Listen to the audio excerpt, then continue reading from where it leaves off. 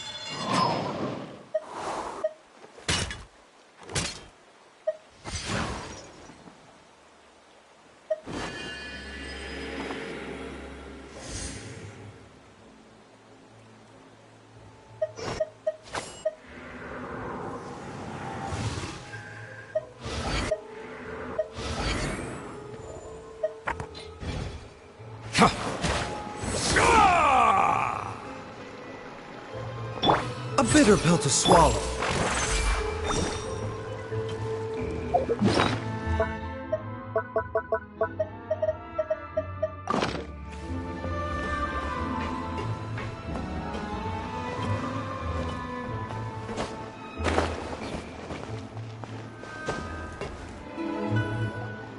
Yep, there's the room, and it's empty and waiting for us as promised.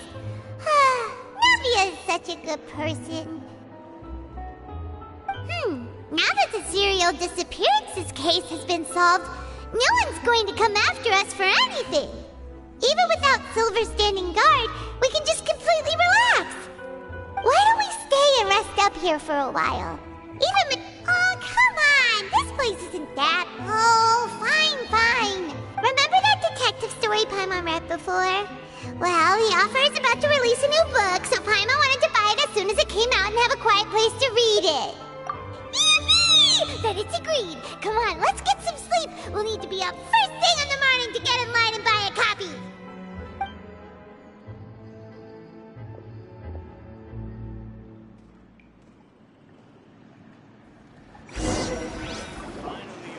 Paimon didn't expect that style at all. Even though it's a detective novel, it's also like a social documentary. Whew. It's actually pretty good.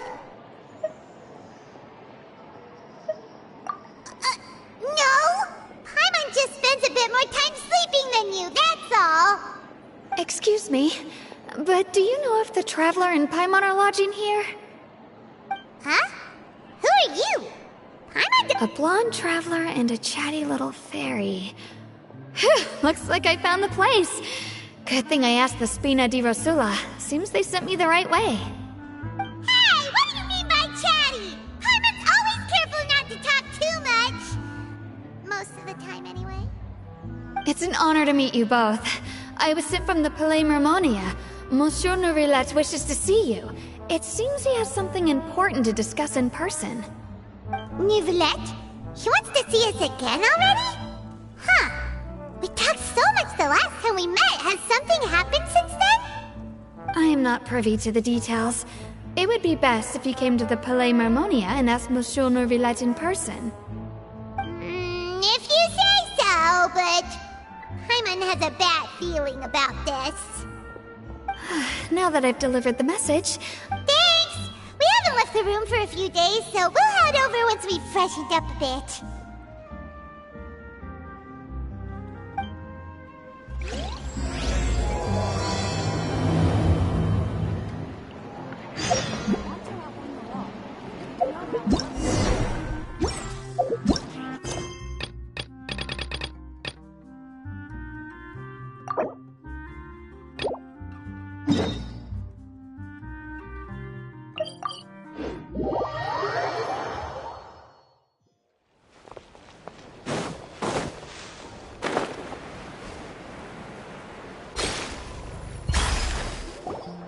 Wow, Mr. Magician!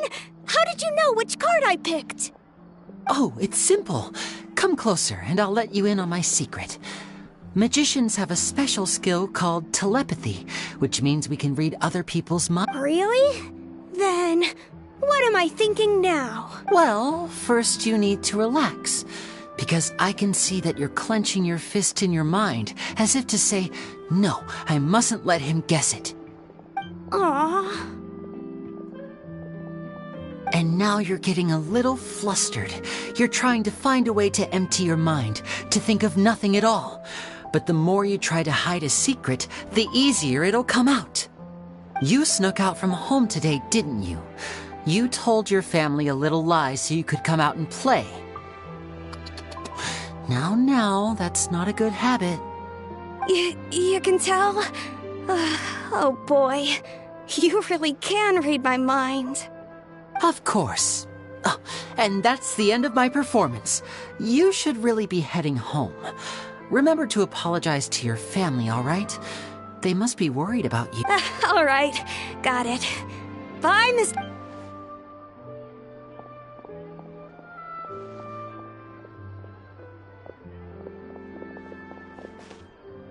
Hey! Why, hello. We meet again. Well, why don't you guess, Mr. Telepathic? Oh, please. You didn't believe that spiel, did you?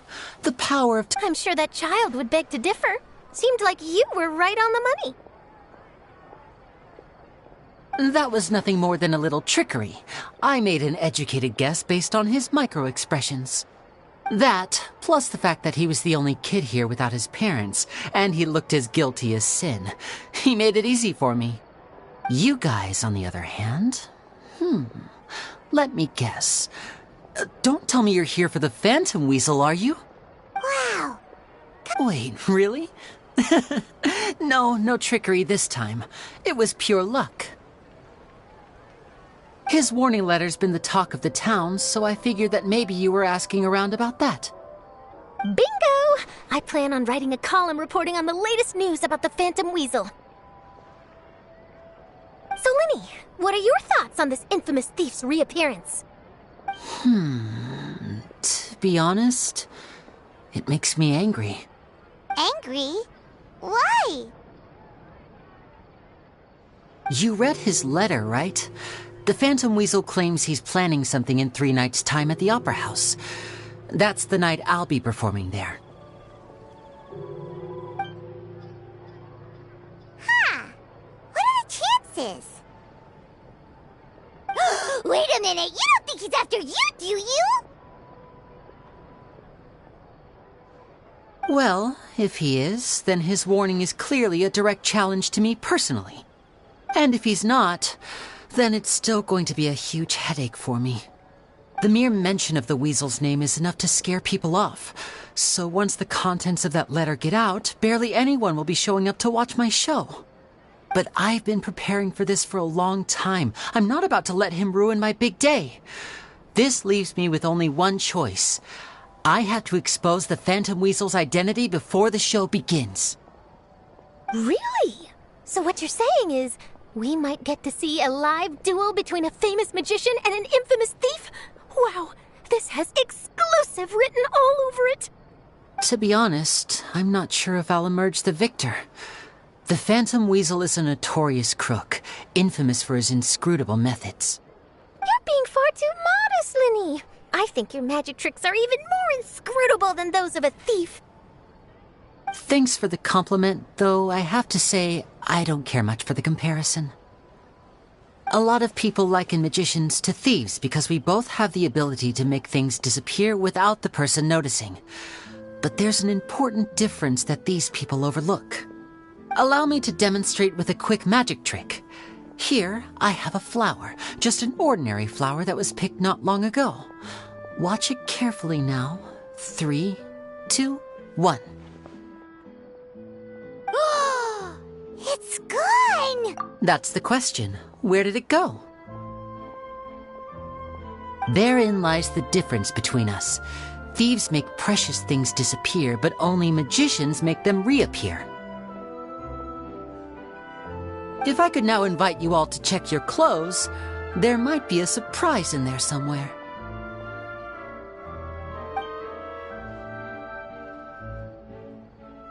A surprise? Let me see!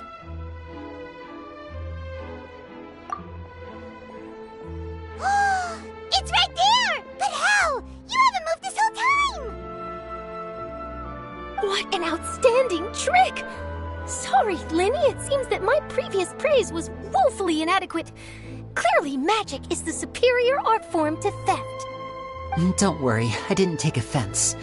I just wanted to take the opportunity to perhaps change some of the preconceived notions you might have about magicians. Since Caesar's death, a lot of people associate magicians with criminality. It can be quite frustrating. I can imagine. Coming back to your trick just now, might I presume that you are well versed in floral symbolism? For example, magicians often use rainbow roses in their flower-related performances to represent passion and romantic encounters. But you used a Lumidu spell, which, if I'm not mistaken, allude to separations. I'm curious to know if there was any deeper meaning behind this choice? Impressive knowledge. It's no wonder you're such a successful journalist. But I'm afraid I don't know the first thing about floral symbolism. I'm just in the habit of using Lumidu spells in my magic. It sounds like something I should look into, though. I'll buy myself a copy of Fontaine's Floral Language Facts when I have some time. But it'll have to wait until this Phantom Weasel business is behind us. Well noted. In that case, this brings us to the end of our interview. I, for one, am looking forward to the final showdown between you and the thief. Please feel free to get in touch to update me on any further developments. Otherwise, I will of course see you at your show in 3 days' time, but let's hope the Phantom Weasel is caught by then. If there's nothing else, I'll be off. You've given me lots to work with here, and I've got no time to lose if I want to write that exclusive piece. I'll see you all later.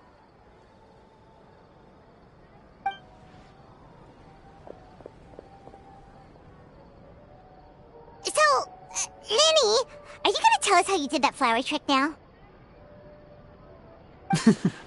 I'm afraid... Aww. Well, magicians are entitled to their secrets. But Paimon's really itching to know how it's done. You feel it too, right? So itchy. Not so itchy then, huh? Well, since you're so concerned, how would you like to serve as my temporary magician's assistants and help me investigate? Magician's assistants? Oh, that sounds fun! Assistants are technically magicians too! Also, it'll bring us one step closer to figuring out how that darn trick is done! Shall we go for it? Excellent. Thank you for putting your trust in moi. The first thing we need to look into is who Caesar really was. If he truly was the Phantom Weasel, that means that the Weasel is dead, and whoever wrote this warning letter is just a copycat criminal. But if he wasn't the Weasel? Well, that'll make things more interesting. It would mean that the Weasel lives, and he's been laying low all this time in some corner of Fontaine. And if we're investigating Caesar, his fiancée Gemma is a good place to start. Word is that she visits the cemetery often, so I asked Lynette to wait for her there. We should make a move. Let's go and rendezvous with Lynette.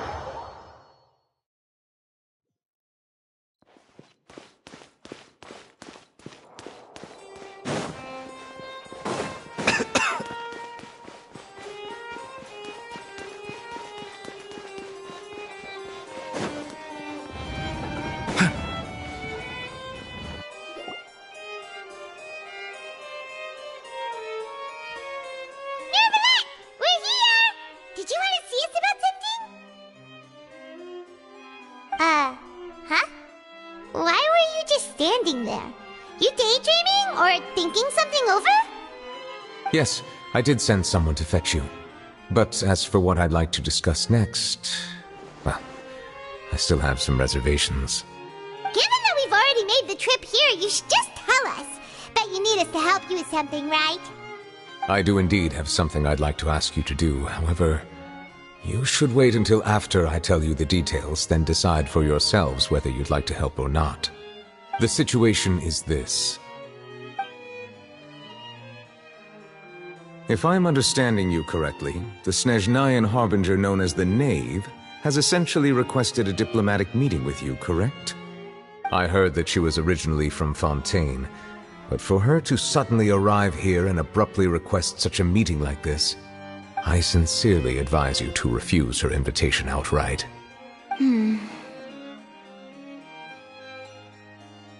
I'm sure you're aware that her purpose is most likely related to Child's recent predicament. We convicted one of the Snezhnayan Harbingers in a court of law, but we have yet to provide any form of detailed report on the matter. This does indeed provide an opportunity for Snezhnaya to put pressure on us. I believe we should adopt an evasive stance until we can provide a proper explanation and have a preliminary plan on how to deal with the matter. No, we shouldn't. I think we should agree to the meeting. Oh? Well, you see, we are the ones that owe an explanation.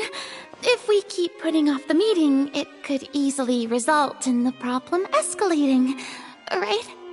It's like a fight between two friends. If they don't agree to see each other and talk in person, isn't it possible that the friendship could end entirely? Though diplomatic relations between Fontaine and Snezhnaya could be considered as friendly, it is only superficially so. You wouldn't go so far as to say that our nations are friends, as you did in your example. It was just an analogy. An analogy, okay? Moreover, even if we were to talk in person, if we don't have sufficient information prepared, it is quite possible the result wouldn't be restored relations, but a complete falling out. I don't think we should overthink those possibilities yet. Even if the logic of the divine is not immediately apparent, its wisdom will only be revealed with time. Besides, you'll be at the meeting. If any problems do pop up, you'll have no problem navigating them. I must clarify that interacting and communicating with people outside of court is not my cup of tea. It seems you think too much of me. But more importantly, when did I agree to join the meeting with you? You mean you won't come? No, that won't do. I can't go to the meeting alone. You have to accompany me. I must take you with me. Lady Furina, could there be something else regarding this matter that is being kept from me? No, not at all. Look, I am the Hydro Archon of Fontaine, Focalors, the god of justice who is loved and adored by many. So I only hope that justice will be served in this matter. Don't overthink it. I'll go find someone to arrange the meeting.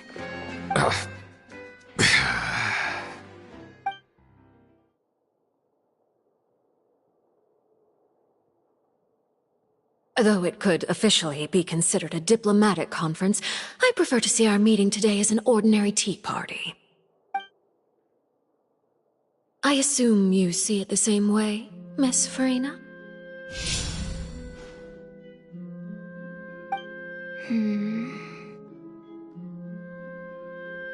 Lady Furina? Yes, that's right.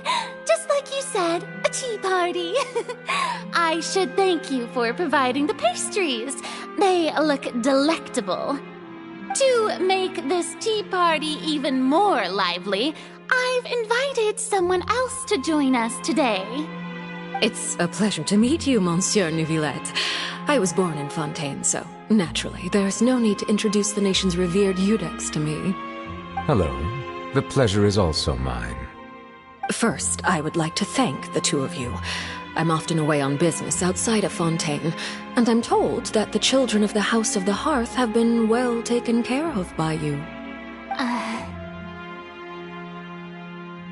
Oh, I'm not referring to when my children, Linny and Lynette, were falsely accused by you. Please don't misunderstand. The children of the House of the Hearth are often misunderstood, perhaps due to the reputation of the Fatui. There's no getting around that.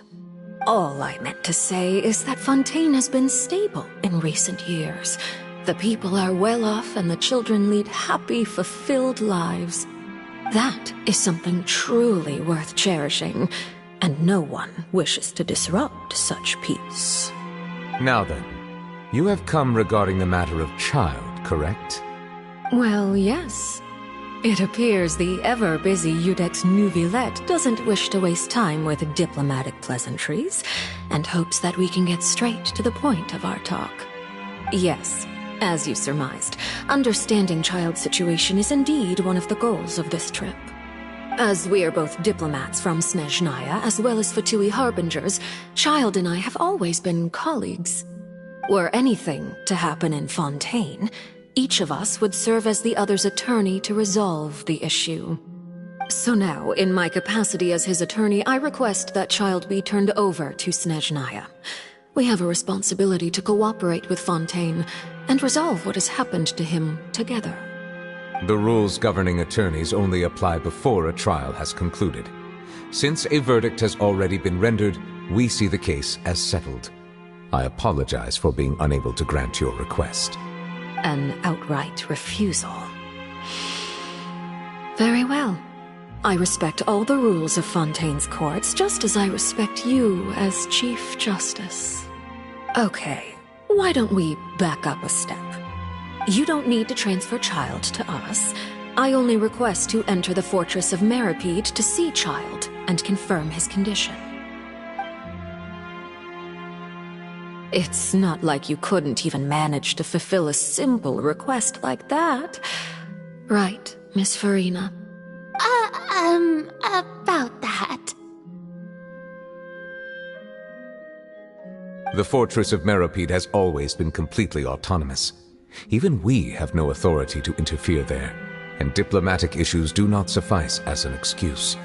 However, if you absolutely must confirm the situation of the Harbinger, I have a proposal.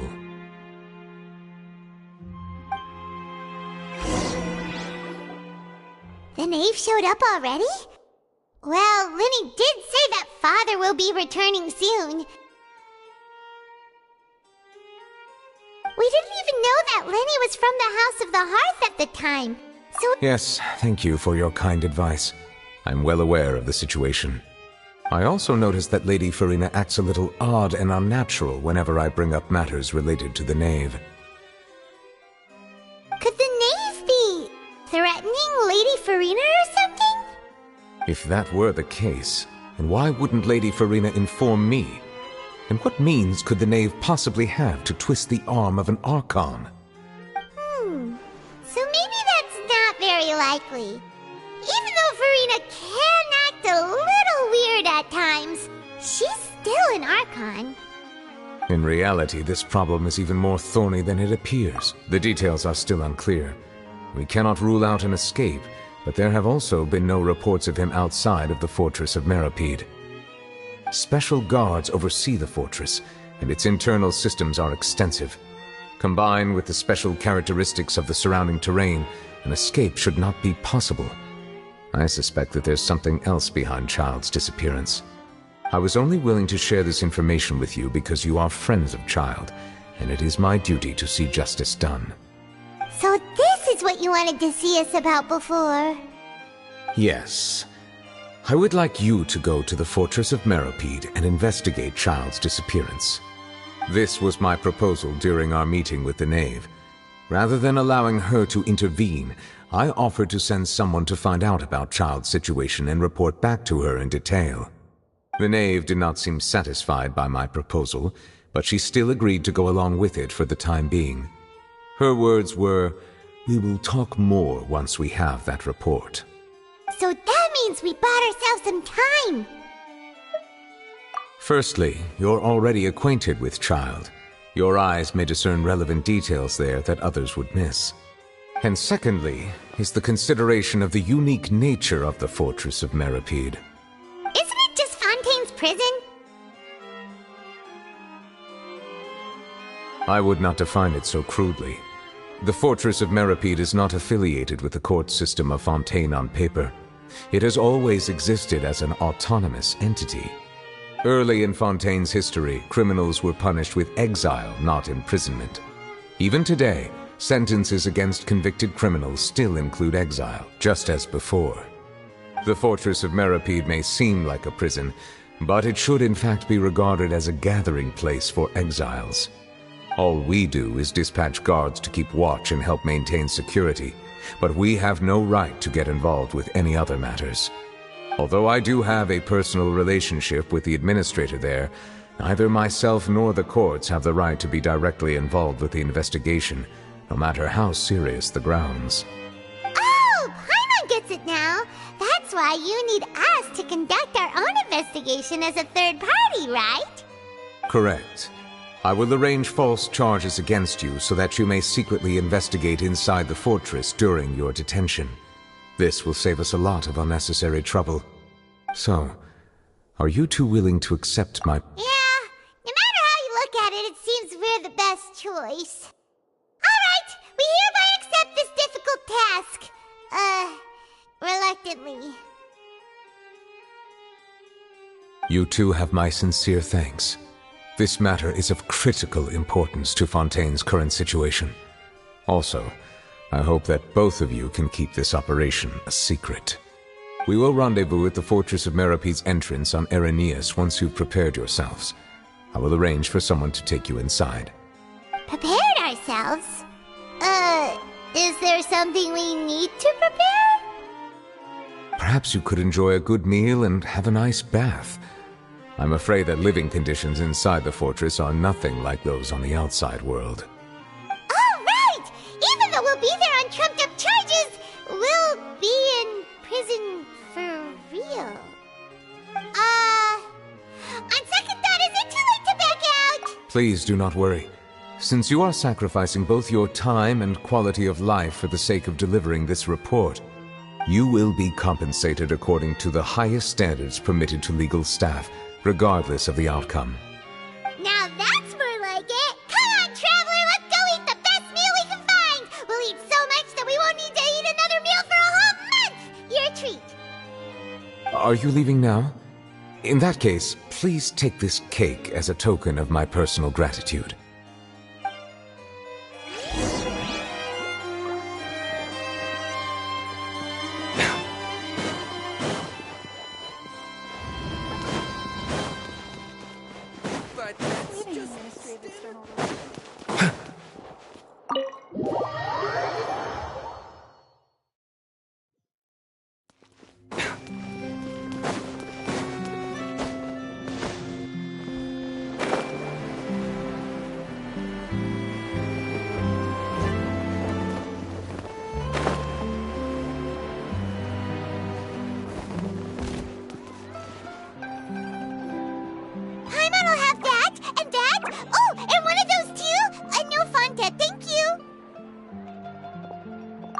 Cake was pretty good.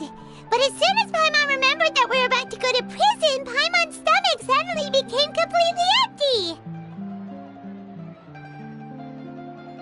Now that Paimon thinks about it, we've always been super careful ever since we arrived in Fontaine, just to avoid breaking any strange laws here. But here we are, about to willingly send ourselves off to the Fortress of Meropide. Maybe this is what they call fate. Let's just try our best to investigate everything quickly once we get there. Paimon doesn't want to stay in prison too long.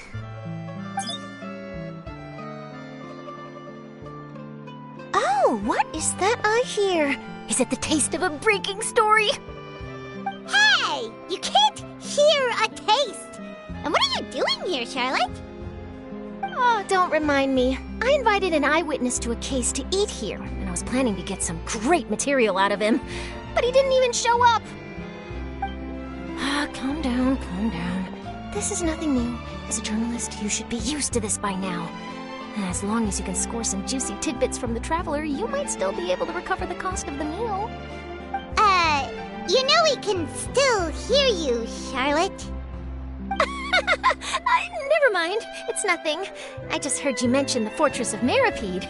You didn't commit a crime, did you? Please tell me all about it.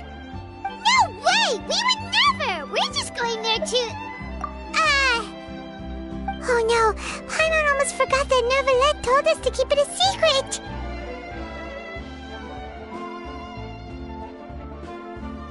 Huh? You're being arrested for that? Oh. But now that I think about it, I suppose that's not completely unreasonable. That's pretty despicable, almost as offensive as committing theft. You mean Paimon really did something that serious? Sorry, Paimon really messed up. Well, in that case, it's nothing particularly newsworthy after all. Oh, how disappointing. Oh, right, there's still a chance. Since you're going to be at the fortress... About that, Paimon doesn't think we'll have any time. Oh, it's nothing difficult. All you have to do is think of a way to get some time face-to-face with the warden of the fortress. He was awarded the honorary title of Duke in Fontaine. Sounds really cool, huh? Only those who have made significant contributions to the nation have been conferred this title. It's incredibly rare. On top of that, the Fortress of Meripede has never been under the jurisdiction of the courts. Practically nobody, including journalists like me, knows anything about the person in charge there. Oh, if I could write an exclusive article about him, I bet it would sell a boatload of papers. You make it sound easy, but it really depends. Of course, I wouldn't ask you to do it for free, so this meal is on me.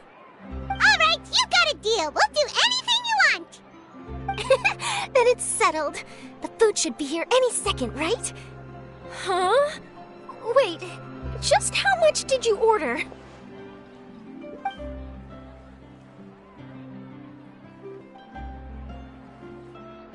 Oh, Paimon's so full. Well, guess we have nothing to regret now, so let's get...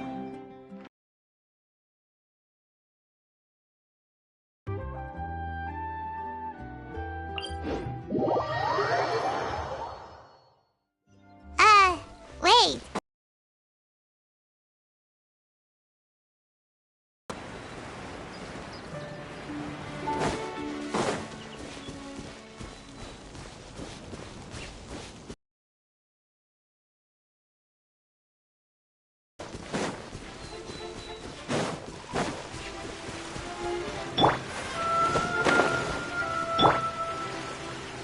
Into the wind!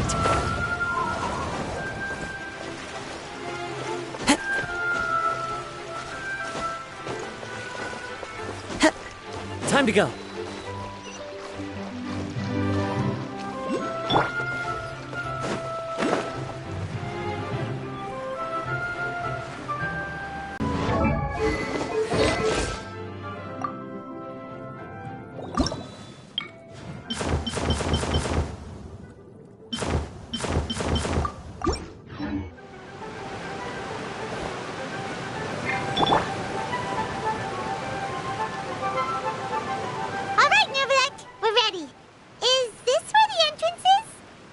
You have come, just as promised. Yes, this is the one and only entrance to the Fortress of Meripede from Erineus. Careful. You may want to step back a bit. Whoa! So you have to go down from here? Is the prison underwater? Utilizing both the barrier of the water as well as the fear humans have of the depths, the Fortress of Meripede is naturally the perfect place to confine and guard criminals. But do not worry. It is not nearly as frightening inside as you may think. You will see for yourselves once you are down there. Paimon hopes you're right. Don't know about you, but just thinking about being at the bottom of the sea like that gives Paimon the heebie-jeebies. Oh, and there's one more thing. I mentioned that I have had personal dealings with the administrator of the fortress, Wriothesley. He's a very shrewd fellow. Yeah, we heard about him too. He's that Duke, right? Correct. He is the highest-ranking manager of the underwater prison. Even though you are going there to investigate at my behest, it would behoove you to avoid any confrontation with him or any of his subordinates. The Duke rarely ever leaves the fortress of Meropide, but that does not mean he is not privy to all that. All right, that's about all the time that we have to talk privately. I'm counting on you two. Don't worry, we won't let you down. Good. Madeline! I'm here, Monsieur Nervalet. These two are the newest convicts, I presume? Don't worry, they won't escape on my watch. Like we would try. Please follow me, you two.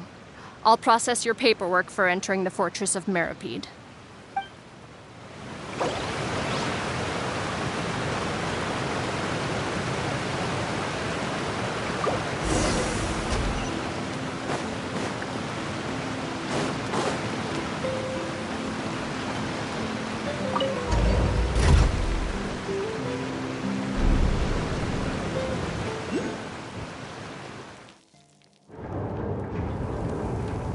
Are we already underwater now?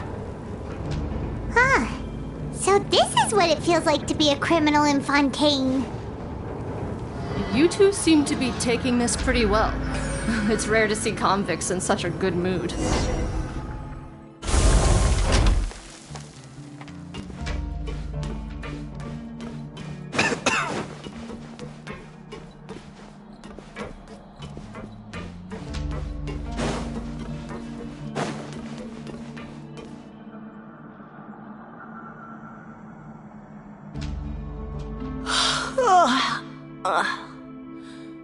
Oh, it's you, Madeline. Why'd they make you make the trip down here today? Monsieur Nervalet personally requested I escort these two convicts.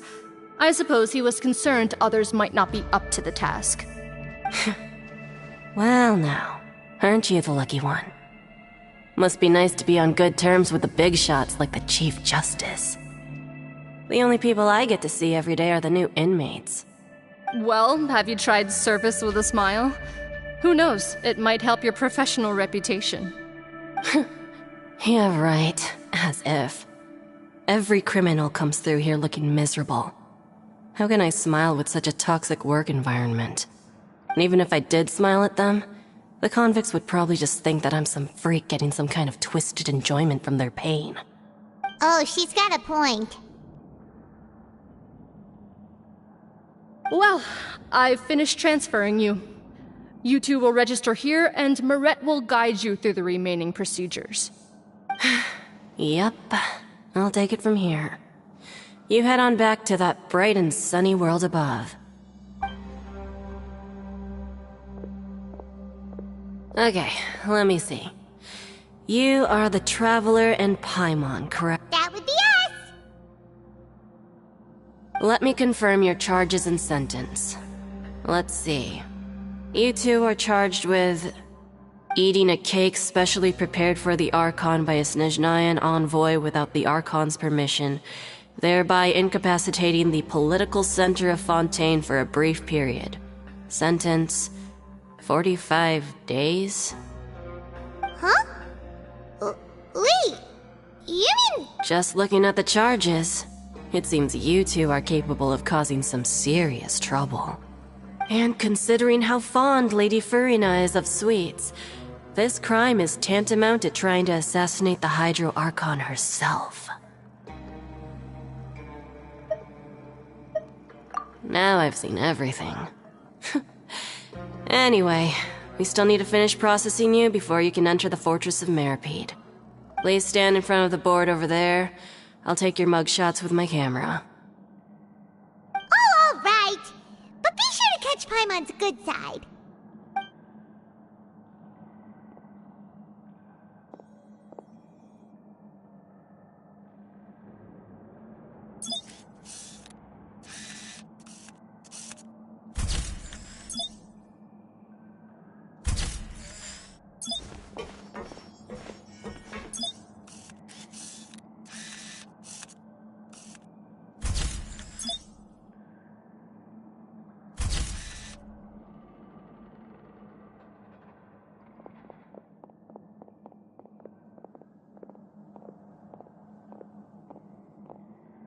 And we're done. Thank you for your cooperation. Next, someone will be along to guide you inside the fortress. Please be sure to cherish this opportunity for rebirth. Huh?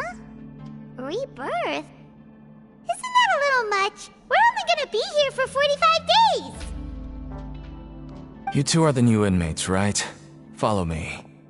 Oh, okay! Paimon is Paimon and this is the Traveler! Save it. Not like I'll remember your names. Move it.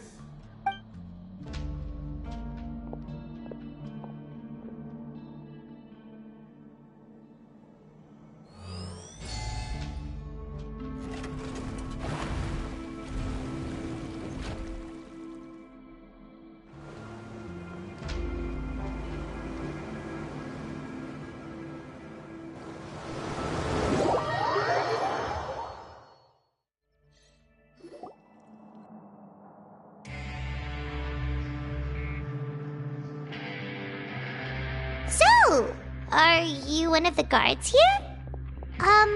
Is there anything we should be careful of while we're here?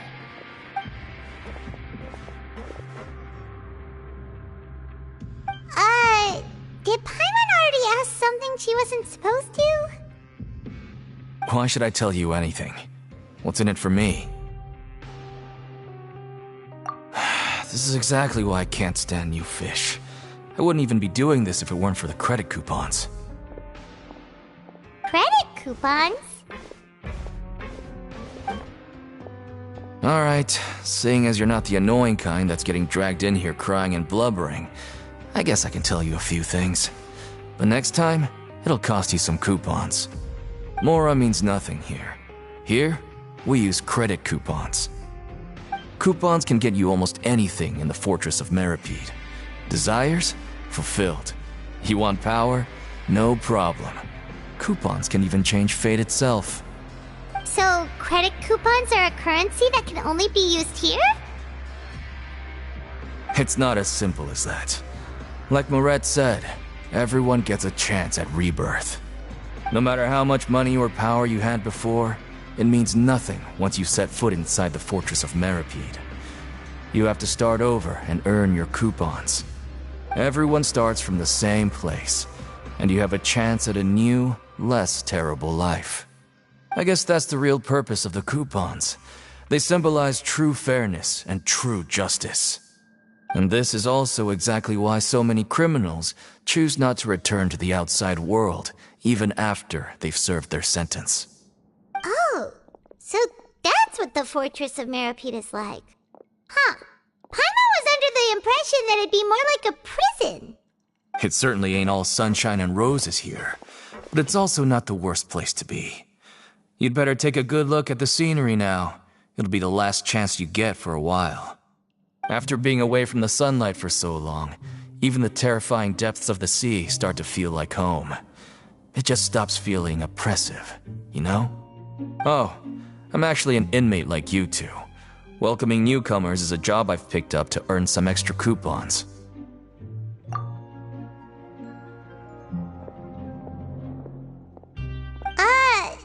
Why aren't you answering us again? I've told you enough for free. Any more info is gonna cost you. So all you care about is Mora! Almost there. It's down through here. Your turn to give it a try.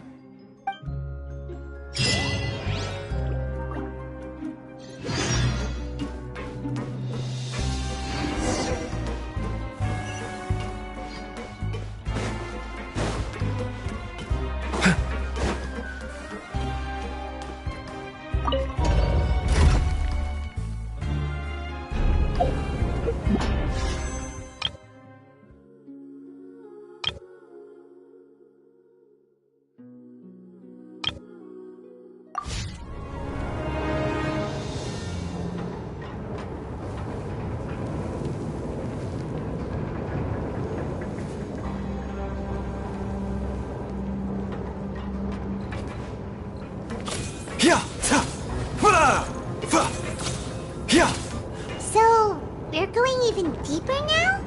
Just how deep down are we? It's like a metaphor for your previous life, isn't it? Our lives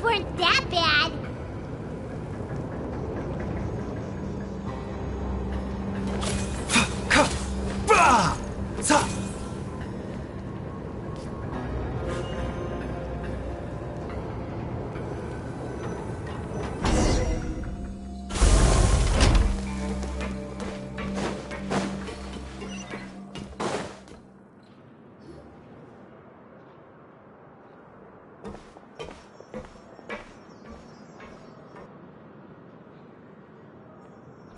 this is the actual entrance to the Fortress of Meripede?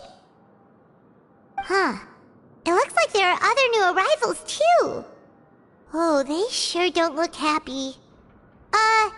Maybe we look too relaxed. Oh, right. We're on someone else's territory now. We need to think of a good way to act like criminals to get by. If we're discovered, even Neuvillette might not be able to rescue us. Hey! Don't scare Paimon! Oh, Paimon's not ready for all this! Look, I don't really know you, and I have no idea what kind of crime you committed, but... You wouldn't have happened to anger someone important, did you? Someone important? Paimon doesn't think so. Wait, why are you suddenly trying to talk to us now? Now's not the time to worry about that. Anyway, it's over there, so... You just go on over there by yourselves. I've done my job, so... Good luck. What was that all about? Wait a second. Are there usually so many Garderex around here? They're already onto us? Prisoners numbers 7459 and 7560. Welcome. Oh, no need to be anxious. These Gardemex aren't here to attack you. In fact, they're here as your honor guard. When I heard that you were friends of Monsieur Neuvillette, I had the Gardemex come and wait in formation. Wait, you know about our connection with Neuvillette? The seafloor isn't as cut off from the world as you might imagine. However, I'm afraid that I know nothing more than that you are friends of the Iudex. And as you can see, committing a crime means being sentenced here, even if you're friends with the Chief Justice. Quite fair. The Duke! Greetings, Your Grace! Lovely weather today, isn't it? Oh, greetings, my good fellow. Well, I'm willing to imagine that the weather is as good outside the sea as you say it is. How great it would have been if only the Fortress of Meripede had been built on the coast, huh? It would have been so convenient to enjoy a nice chat in the sunshine. My profuse apologies. I just got so nervous when I saw you, So this is the Duke. He sure looks a lot younger than Paimon imagined. The Traveler and Paimon, correct? Mr. Deacon here was responsible for your welcome. I trust you were satisfied with his guidance?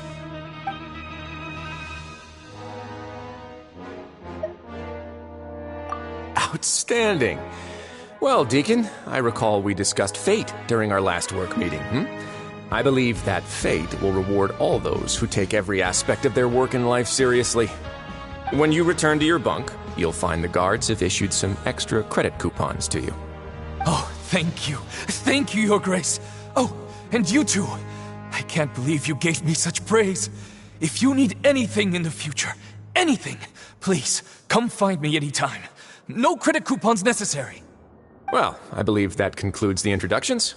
We've already taken enough time here. Deacon, if you would. Yes, Your Grace. I'll take my leave now.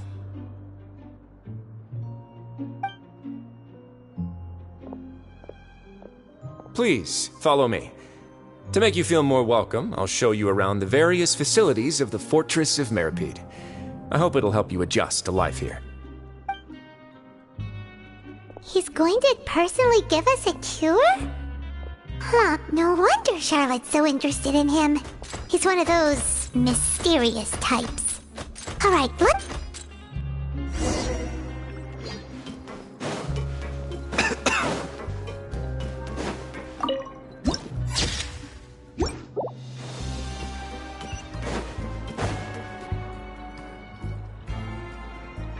There's no need to be so reserved. The label of criminal is nothing but one of many identities, and being criminally inclined here at the fortress is just one of many ways to survive. Is it really okay for the warden to think like that? We're real criminals, you know. What if we're too difficult to handle? Well, then maybe you'll be able to carve out a name and a place for yourselves in this underwater world, But before you go in swinging, please remember that in the Fortress of Meropide, it's better to not cause trouble for yourself or for the guards. Now, we've arrived at a very important place, the Coupon Cafeteria. You can come here and claim one welfare meal each day. Welfare meal? You mean it doesn't cost anything? That's right. Criminals are essential to Fortress operations, so we must guarantee that they at least have the basic means to survive. But that's not how it was.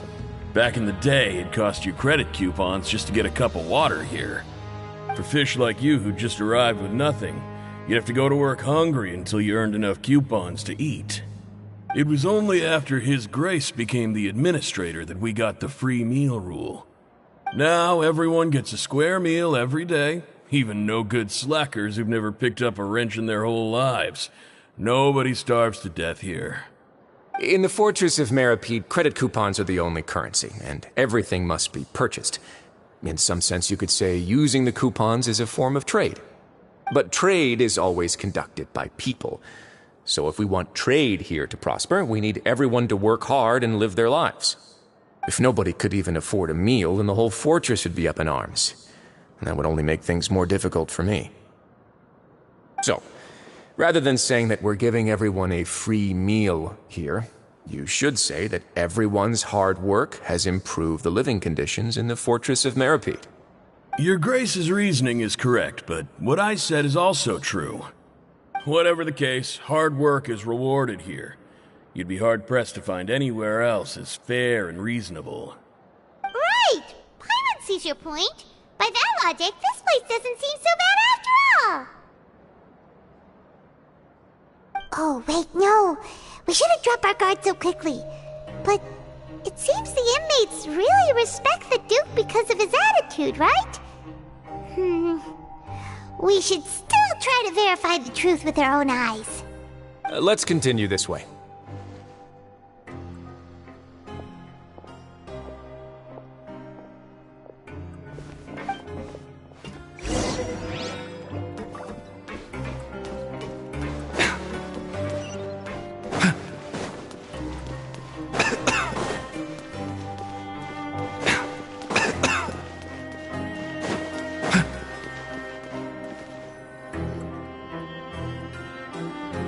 This place is known as the Pancration Ring. Sometimes we have criminals who have more energy than they know what to do with. Their daily work alone isn't enough of an outlet for them. So, instead of leaving them to their own devices, we've provided them with this dedicated venue. This way, nobody will get involved unless they want to be. Pancration matches? And you can earn extra coupons? Oh, what do you think, Traveler? Interested? But I must warn you that your sentence will be extended if you fail to restrain yourself and end up seriously injuring or killing your opponent. So, did you set this place up too? No, actually. I just granted approval for the organizer to use this area to build the ring, and I collect a portion of the proceeds in return. Of course, the fees are also quite useful. Oh. Do you mind if we ask what they're used for? Sure. Ensuring personal safety, maintaining the arena, and resolving any conflicts that arise. Why? Are you interested in how to manage a Pancration ring? Oh, no. Paimon was just wondering if that's how you paid for everyone's welfare meals. A reasonable guess. I see you have a talent for entrepreneurship. Oh, you hear that? Paimon has a talent! So we can start a business here? That is something you can discuss between yourselves later. Let's move on for now.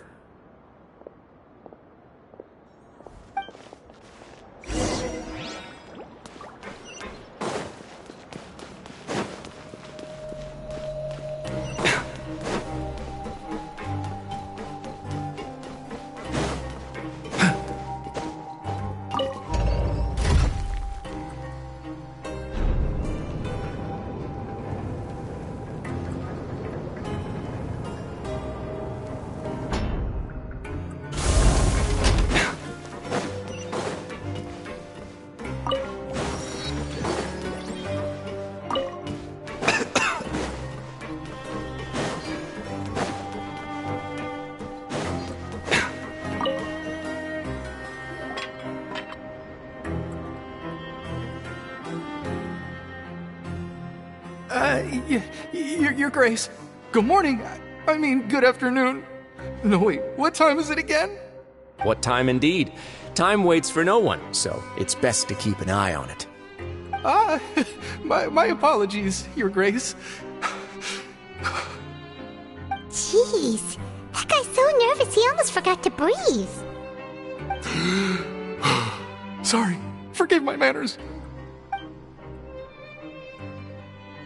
These are the dormitories, which is where inmates sleep. The guards will inform you where your bunk is later.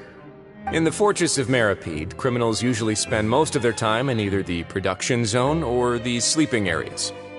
The production zone? What does it produce? Is that where we'll be working? Not necessarily. Though working in the production zone is the most reliable way to earn credit coupons, if you have other skills, you can skip your shifts to earn them in other ways. Wow. Wait, you're the manager of this place, and you're just telling us to our faces that it's okay to skip work? The fact that the Fortress of Meripede has continued operating completely autonomously is proof enough that most people are willing to work honestly and earn a stable income. As for what we produce, many of the clockwork machines seen all over Fontaine originate from our workshop. Therefore, the Fortress of Meripede is not only a place where criminals serve their sentences, but also a giant machine factory. There's no need for me to get into specifics about the production process now. You'll experience it all firsthand when you report for work tomorrow. Let's move on.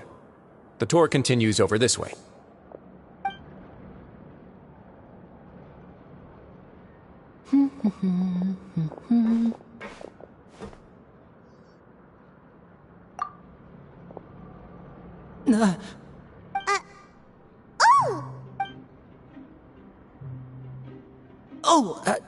You really scared me there.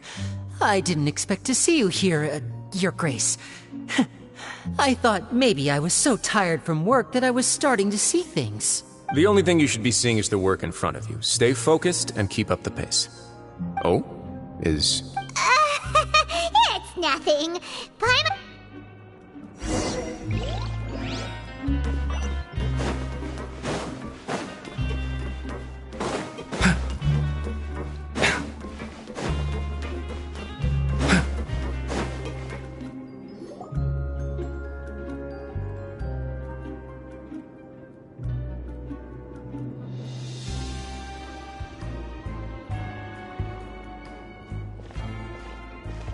Your Grace? What are you doing in the infirmary at a time like this? Oh no, you didn't injure yourself, did you? Not yet, unfortunately for you. But thank you for your concern, Sigewinne. Then you must be here for those two. Allow me to introduce you. This is the infirmary, and Sigewinne here is the Fortress of Meripede's head nurse. Hello, new faces. They call me the head nurse, but I actually handle all the nurse-related work all by myself down here. Since you seem to have some rare downtime with no patients, perhaps you could find the time to join us for dinner? Oh, then these two must be some important convicts. Sure, I'll join the welcome party. Thank you. Your presence will be the pièce de résistance for today's tour. Oh, so the tour part is over now? I believe I've already covered the primary aspects of life here in the fortress. As for your work, there'll be someone else to guide you through the details. Is there anything else? I seldom conduct tours, so why don't you just ask if you have any questions? Well, this is our first time here. Paimon's not sure what to ask. Then let's head back to the coupon cafeteria. You should at least try to be excited. Our free meals are actually pretty good here.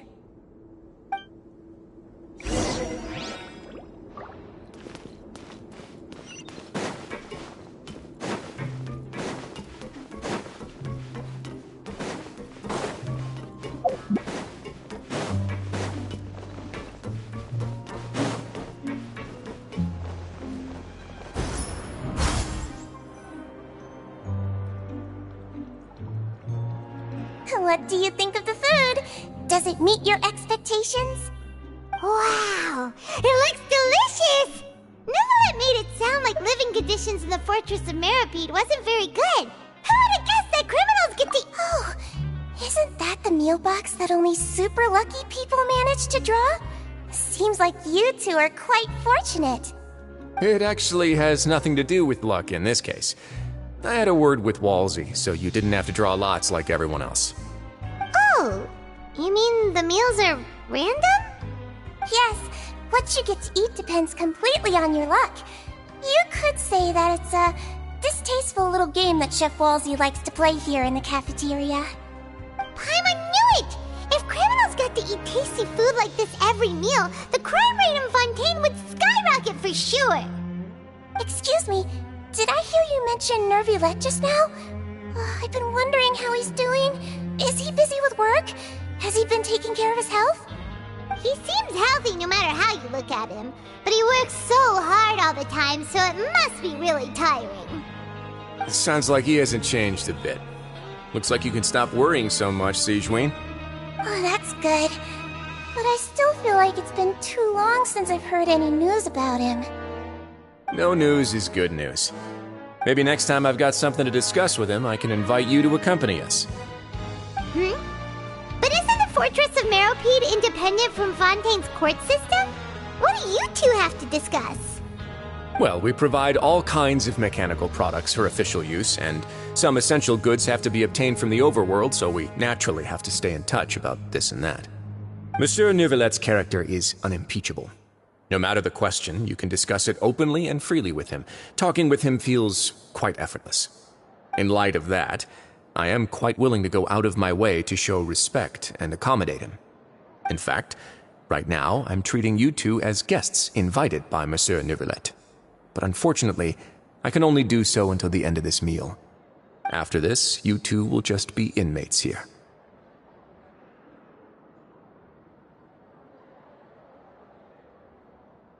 You're very welcome. Well, your new life awaits.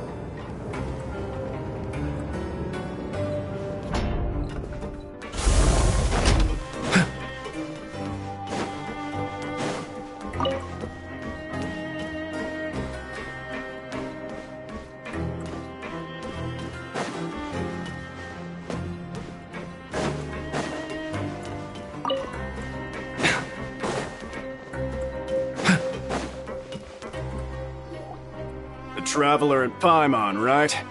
Listen up. There's Nguyen, your bunks are right over there. Follow me.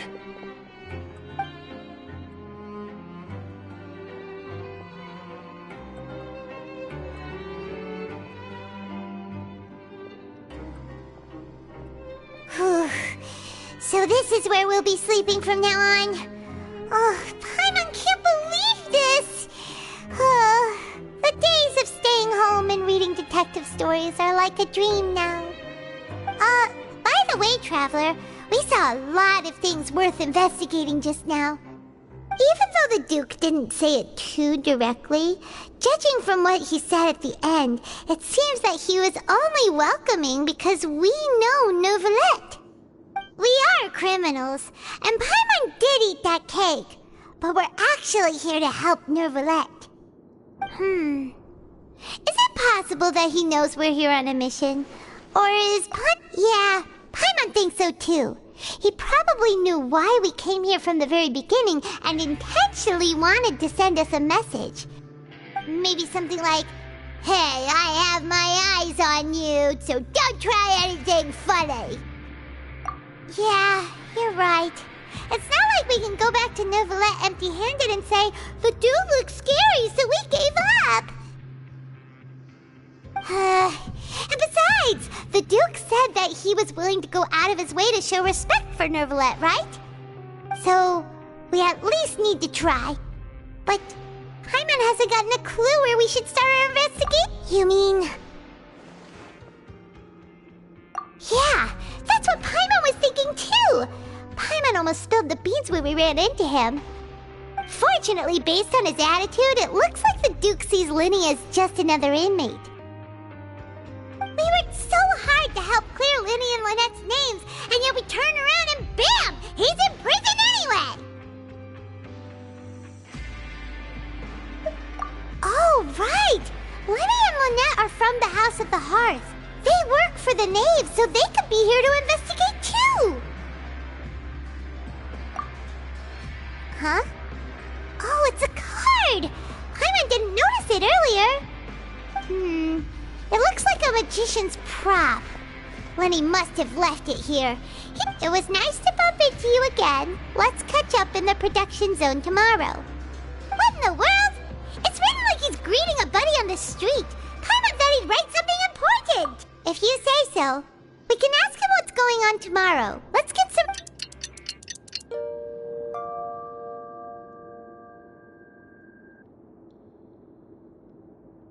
Hey, you're finally awake!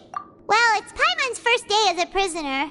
Last night, Paimon dreamed about getting interrogated by the guards until Paimon told them everything, and then Paimon woke up. Hey, come on! It's just a dream, okay? Paimon wouldn't really squeal. Maybe? Hey, lazy bones! What are you still doing here? If you don't want to starve, then get yourselves over to the production zone. Sorry! We're going right away!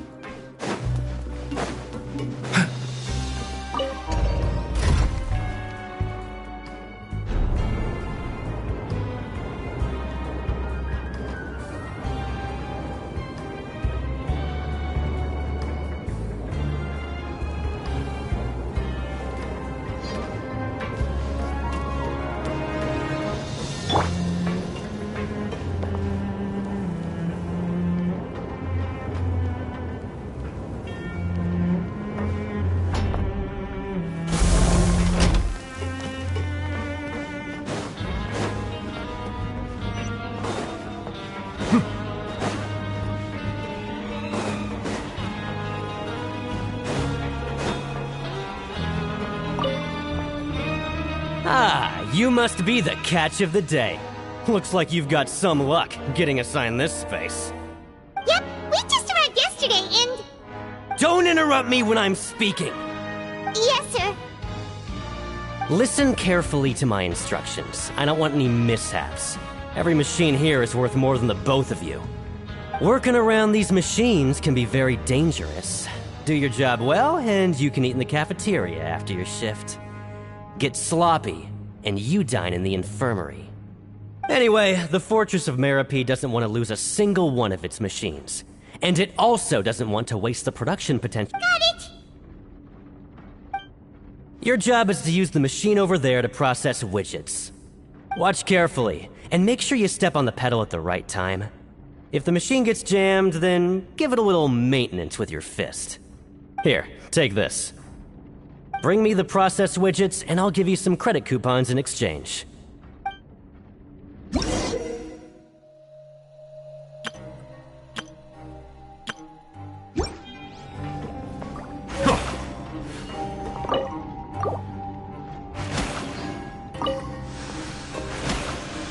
the widget is hot enough to blow, jump to step on the pedal and hit the widget with the...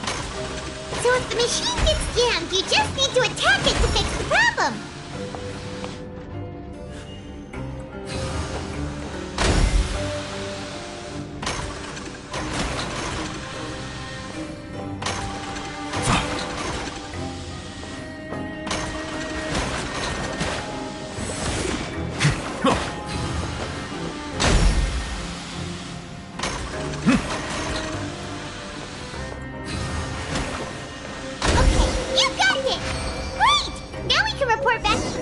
and give him the processed widgets! Huh. This one is tolerable. Though, since the processing is done by machine, the product is all pretty much the same anyway. Alright, I'll pass you for now. And we'll count up how many credit coupons you've earned.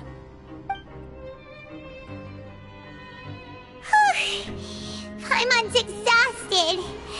We're done now, right? Oh, that foreman. He's so scary that Paimon couldn't even speak.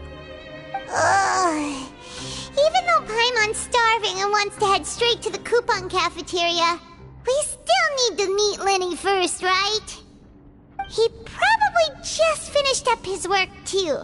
He should be around here somewhere.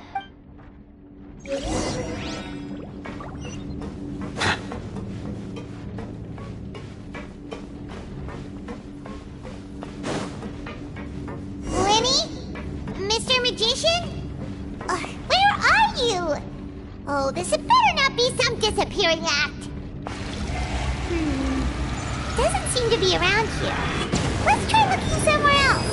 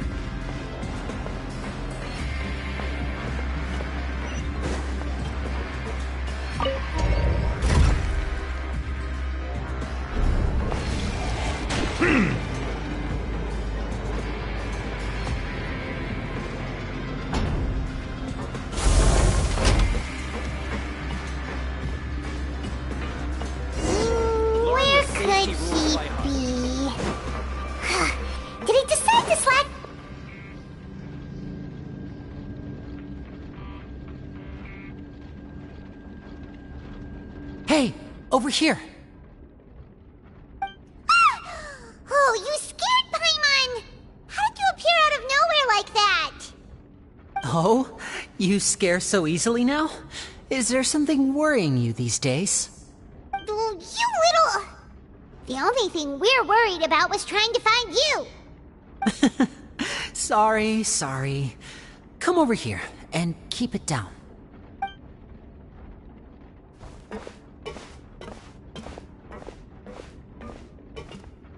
Oh, Lynette! You're here too! You two really are inseparable. That's right. My brother simply can't stand to be away from me. It's not just Lynette. Freminet is also here. Do you still remember him? Oh, you mean that diver from the House of the Hearth, right? Pyro remembers seeing him in the Court of Fontaine before. Now hurry up and tell us, how did you end up as criminals this time? We fought so hard at court to prove you were innocent, but now it looks like our incredible court battle was for nothing! Sadly, even the teeniest of things can land you in prison these days. I put together a street performance and used the popularity we gained from the Opera House incident to attract a big crowd. And then? Next, I invited several audience members to participate in the show. And then, with the entire audience watching, their wallet suddenly disappeared. My brother was charged with theft, and I was charged as his accomplice, having assisted him in his crime. It really isn't that bad. The missing wallets are all in the leftmost drawer of the Maison Gardiennage's big filing cabinet. We just need to see how long it takes to discover them. Yep, we should be released then. In terms of the magic trick itself, I think the performance went perfectly. Leave it to money to magic himself into prison. Indeed. Last time I hid my identity from you, I promised that I'd tell you absolutely everything if you were angry about it. No more secrets. So I don't plan on keeping anything from you this time either. At the moment, the House of the Hearth's interests don't conflict with yours at all. We were instructed by the father of our house, the Knave, to come here and conduct an investigation. Told you so! See? Paimon guessed right. As for what we're investigating, perhaps you haven't heard, but the Fortress of Meropide hides a secret. Some even say that the entire fortress exists just to protect it.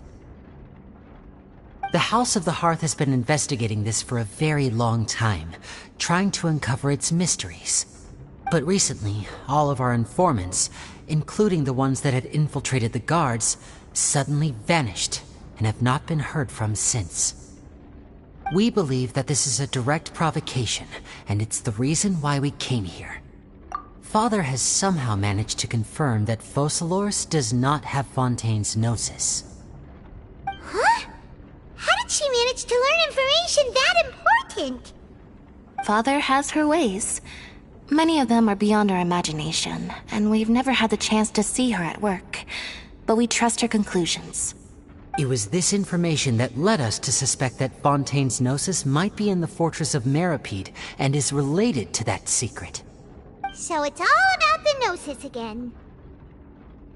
Well, that's about it from our side. How about you two? Did Monsieur Neuvillette send you here? Bingo! The Knave has been applying a lot of pressure. She wants to know what happened to Childe, so we came here to investigate. Traveler, are we allowed to tell them? You don't need to worry too much about that. She's just asking for a report on Master Childe's predicament as a means of pressuring you.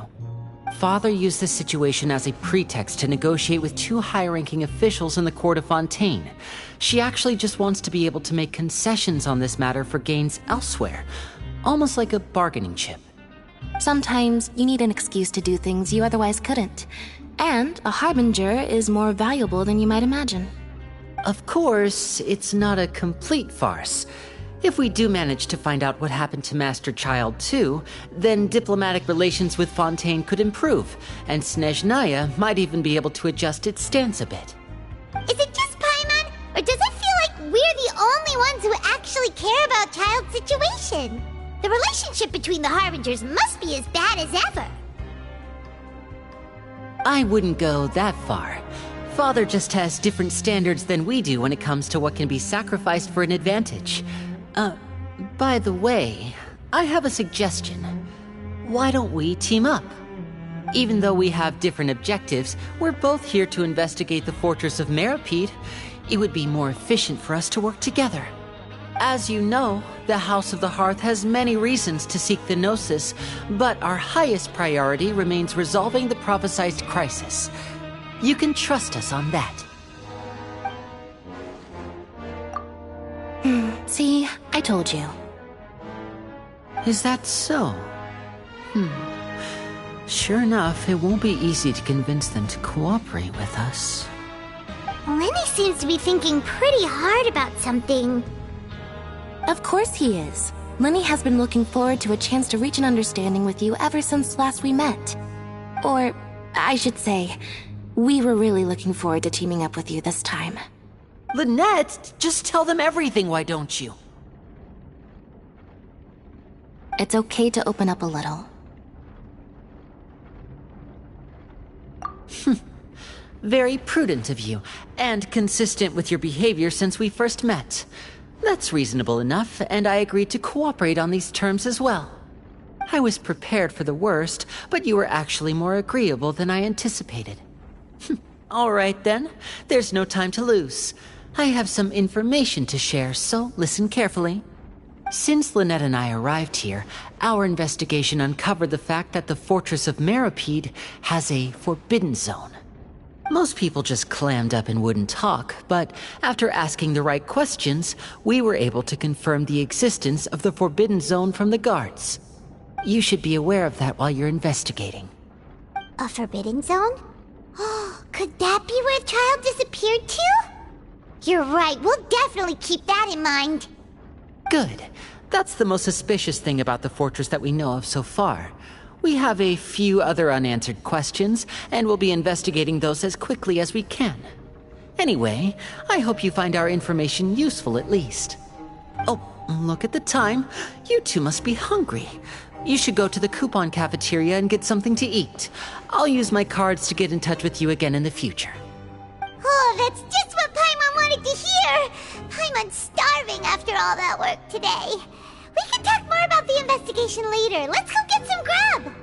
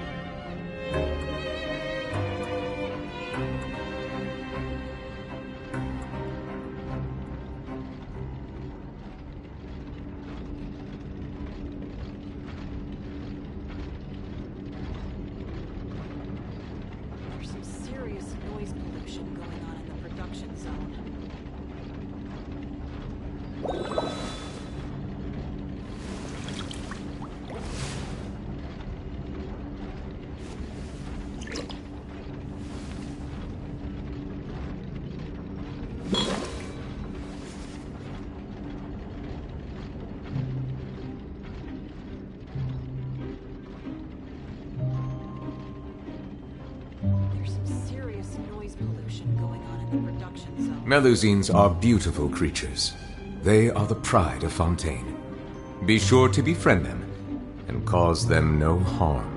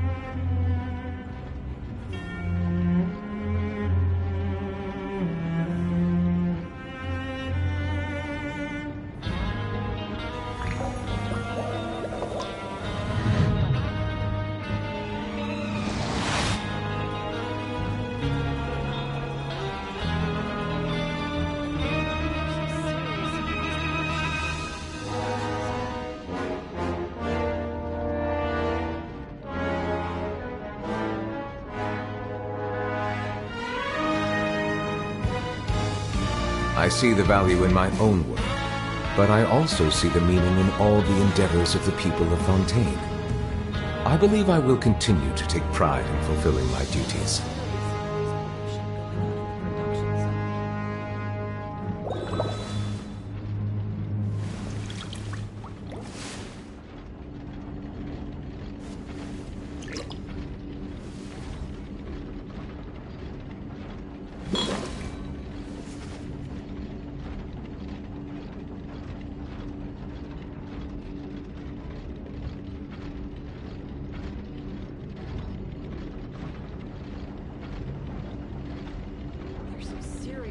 Water comes in many flavors to the discerning palate. Mondstadt's water is crisp and pure, while water from Liyue has an enduring aftertaste. In Inazuma, the water possesses a depth of flavor unlike any other. Sumeru's water, meanwhile, has a rich and complex flavor profile, but it must be savored patiently to fully appreciate it.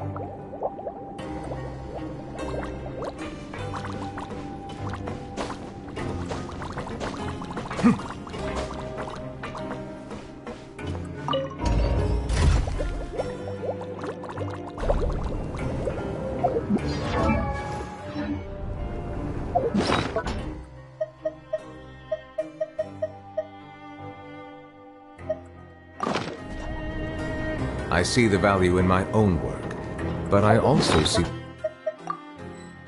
meaning in all the endeavors of the people of Fontaine. I believe I will continue to take pride in fulfilling my duties.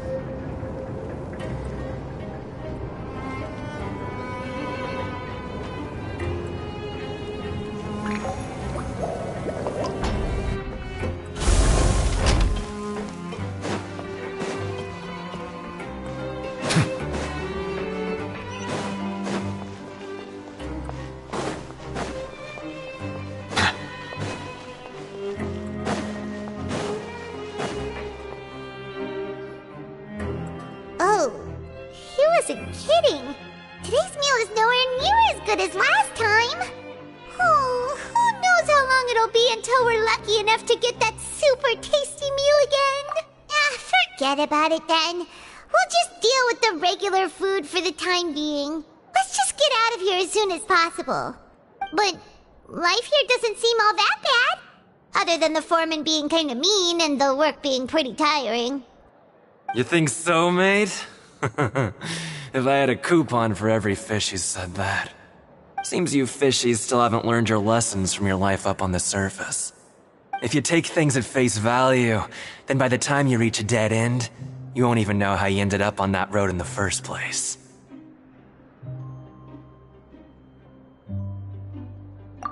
I like your attitude. I can, let you in on a little something. Everyone's been telling you to just follow the rules and not cause any trouble for yourself. Am I right? But what they don't tell you is that the rules aren't exactly what they pretend to be. The rules for being a prisoner. The truth is, this place has a lot of hidden rules. Huh? Hidden rules? What do you mean? Not everyone knows about those rules, but whether you know them or not, once you break one, you might encounter something even worse than death. Really? Oh, now you're really scaring poor Paimon. Don't joke around like that!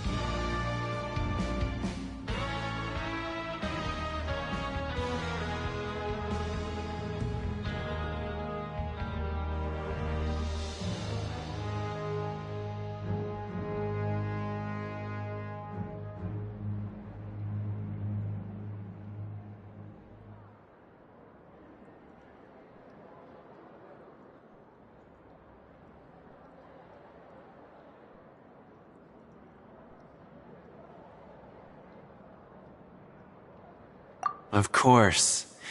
And I'd say that just disappearing would be one of the better outcomes. Oh, you mean that if there really are hidden rules, then Child's disappearance might have something to do with that? In that case, would you tell us some hidden rules? We definitely want to avoid breaking them. Come on, mate. This is valuable information. The difference between life and death. Do you really think you can just ask and I would tell you? Paimon understands, but we don't have many credit coupons yet. Yeah, I know. Not like I'm going anywhere. Just come talk to me after you've saved enough. Moreover, you're new fish, freshly caught, and completely out of your element. What'd be the point in even telling you I'm usually around the rag and bone shop? Just call me Vidoc. Bye-bye now.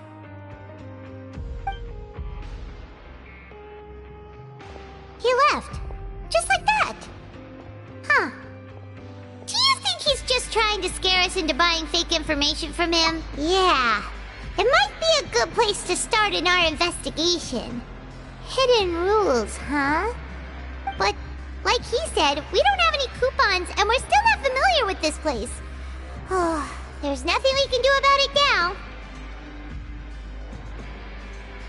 Ah, we were so busy talking we almost forgot to eat. Even if it's not the best, it's probably better while it's warm. Come on, dig in before it gets cold.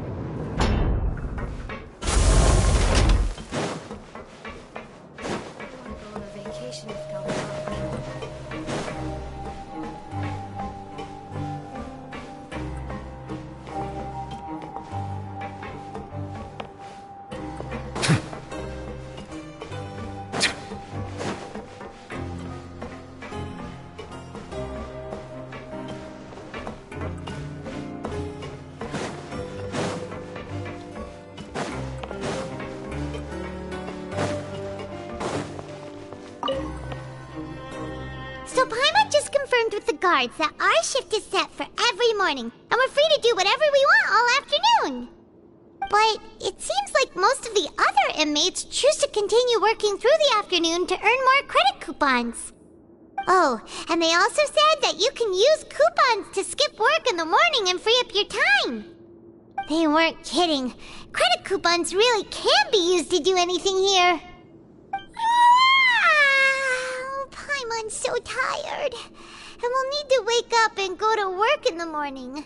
Without any credit coupons, it's not like we can really do anything else.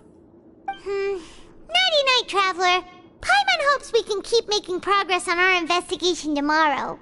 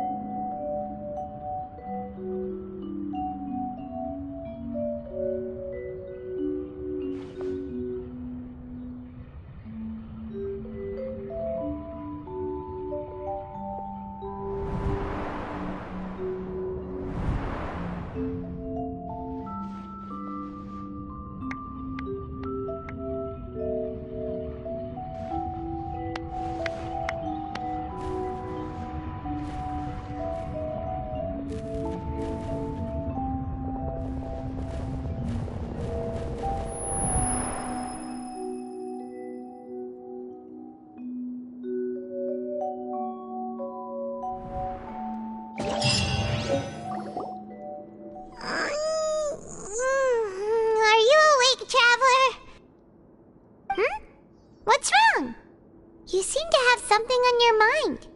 Did you dream about something last night? Is that even possible? Oh, Child's vision! So you had it with you this whole time? Maybe the vision connected Child's consciousness to yours. And our investigation has its first major break. So what did you see in the dream? Do you know where Child went? Huh. Okay. Well, hopefully it'll be a bit more helpful in the future. What's more important now is that it's the start of another new day as prisoners. Let's do our best to earn more credit coupons. What's the plan for today? Let's go! It's time to start working. If that guard Fielding catches...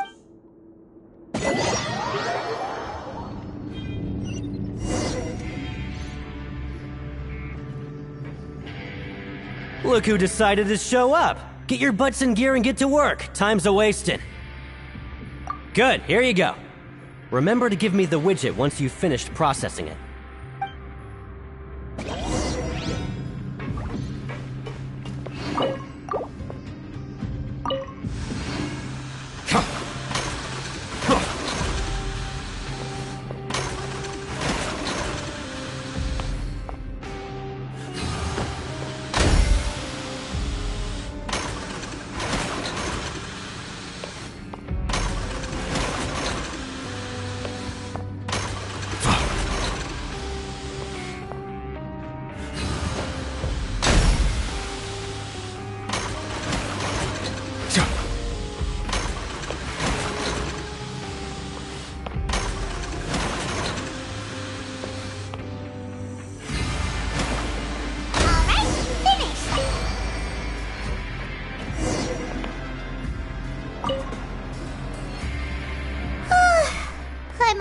Hey there, fellow shiftmates. I saw you finished your work, so I thought I'd come over and say hi. Oh, hey there! We've seen you before. Your assigned workspace is really close, isn't it? That's right. The name's Rowan. This past few days, I couldn't help but notice the new faces working nearby. I guess we were destined to meet. I've been working here for almost 15 years. Even the foreman, Grainville, always calls me Chief. Whoa, you've been working here a long... If there's anything you'd like to know, just ask me. I know the work here in the production zone better than the back of my hand. Alright, Chief. We'll be sure to come to you... Did you just ask about the rules? Pretty sharp for newcomers. You've already heard about the rules, huh? Who'd you hear it from? Alright. Seeing as I'm the one who came over here, you're already calling me Chief. I guess I can tell you a little. Truth is, you two keep working like this, you might be putting yourselves in danger. Huh? Well, it's usually not that easy to break one on accident. The conditions of the hidden rules are usually pretty specific, but once you do break one, bad things happen. If you work continuously in the production zone for 3 days, and if all you do besides eating and sleeping is just work, then something bad will happen during lunch on the 3rd day. Huh? If I knew that, then I wouldn't be standing here talking to you, now would I? You mean, even you have never tried working 3 days like that before? There's actually a legend about this rule. They say that there was a worker who worked way harder than me. He was both efficient and eager on the job, and most other workers couldn't hold a candle to him. One time, he tried to test his limits and worked as long as he could. Then during lunch on the 3rd day, he disappeared into thin air, as if he'd evaporated. Later, some people went and asked some of his past friends about him, but they said, never heard of the guy. What the? How could that happen? Unfortunately, we were assigned different production zones. I never saw for myself what he looked like. Wait, are you thinking that it was... Huh? Oh? You... Listen, kid. This ain't the kind of thing you should be curious about. Let me tell you, you're better off forgetting about it and looking after yourself. Now I kind of regret ever telling you. Yeah, I agree with Chief here. Do you really want to try? Whoa!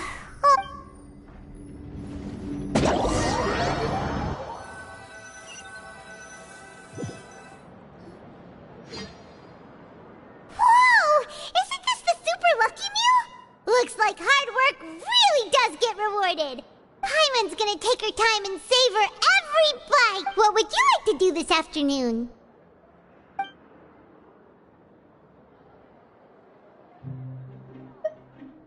Knowing Child, he must have been there all the...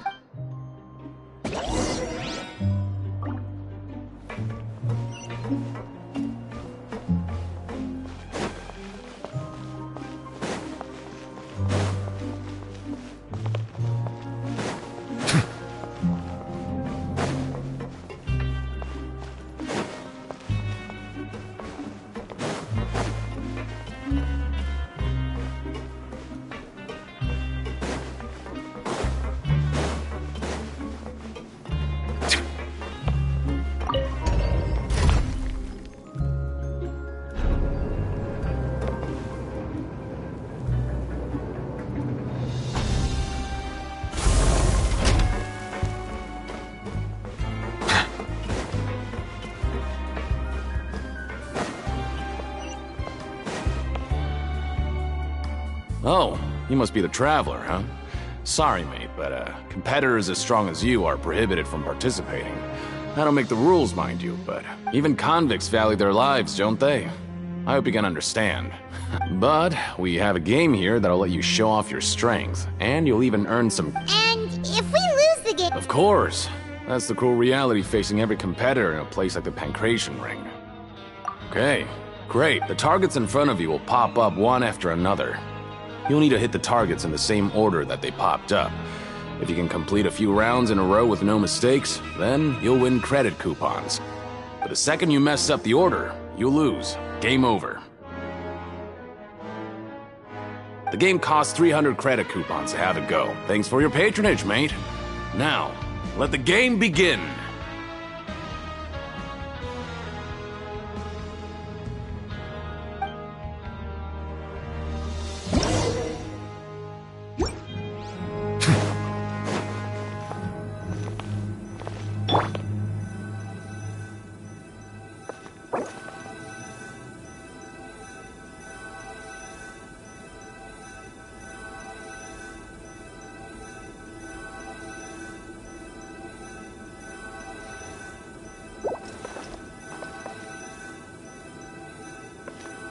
Okay, do your best to hit the targets, just like Colin said!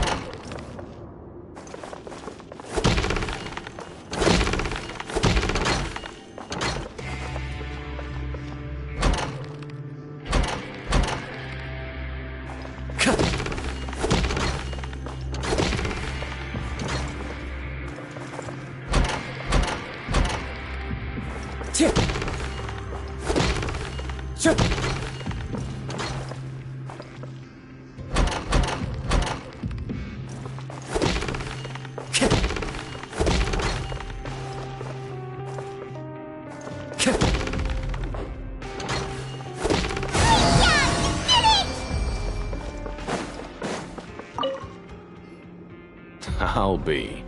They weren't exaggerating about how strong you are. Don't worry, I wouldn't.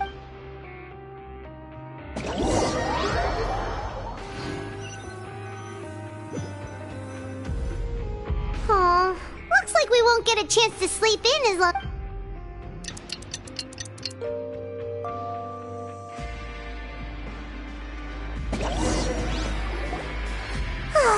The dawn of a new day. Paimon feels like we're getting used. What do you have planned for?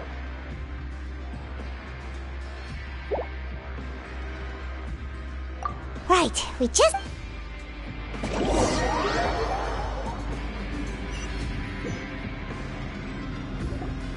Look who decided to show up. Get your butts in gear and get to work. Time's... Oh?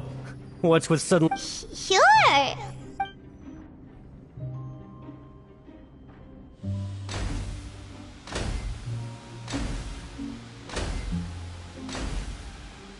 Nice! We did well.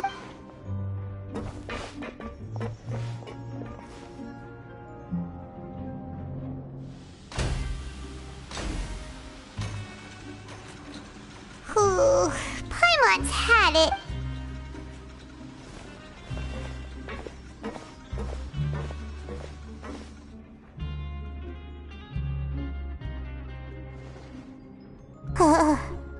That's it. Paimon doesn't even have the energy to talk anymore.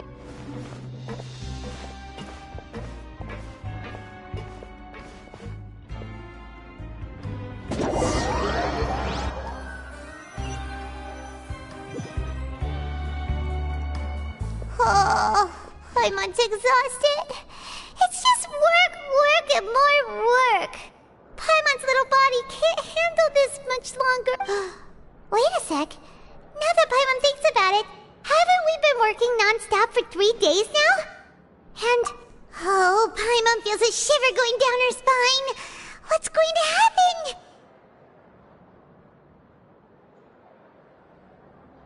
But it doesn't seem like anything's changed at all. And we made it to the coupon cafeteria safely. Are the so-called hidden rules only a rumor after all? Well, there's no use to just guessing all day. Paimon wonders what we'll get today. Maybe... Wait, what? What in the world is this? What's with Paimon's food? And yours is the same. Is this stuff meat? But it looks and feels so bizarre. What kind of chef would make food like this? What do you think is going on? Is this the bad thing that Rowan was talking about? No, stop right there. Paimon gets what you mean, just don't say— Hey! Isn't that Woolsey over there? Hey, Woolsey! Have a moment? What is it? I'm about to go report the numbers for today's free meal, so you'd better make— It's about the meat in our meals. Look! Does it seem normal to you? The meat? Oh, that. Looks perfectly fine to me. Totally normal. You better hurry up and chow down. How could this be? What should we do now? Woolsey wouldn't even give us the time of day. Yeah, looks like we have no other choice. Paimon was positively famished a minute ago, but now she's lost her appetite. What would you like to do this afternoon? Okay, let's see if we can find any new leads.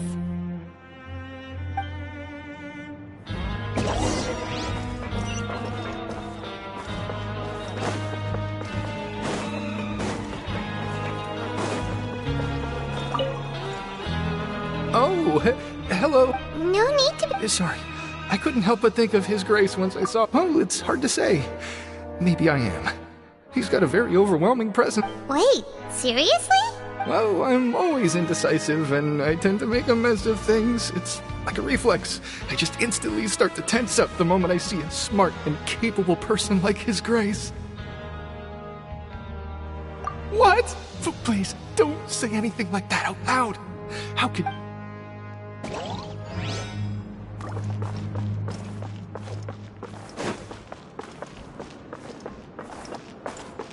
Time to go.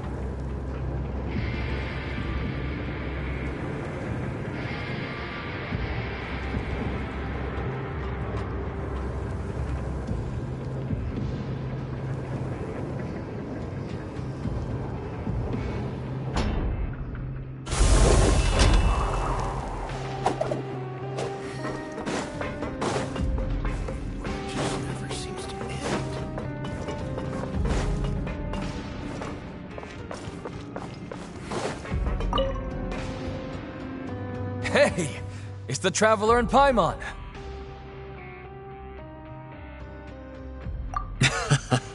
No need to tease me, okay? I won't trip on the same step twice. Listen, I feel ashamed about last time. Thank you for Huh? No, we couldn't take them. They're your reward after all. But when I was welcoming you, I didn't do anything but give you the stink eye. Come on, I insist. These coupons are nothing compared to getting the attention of His Grace. I won't take no for an answer.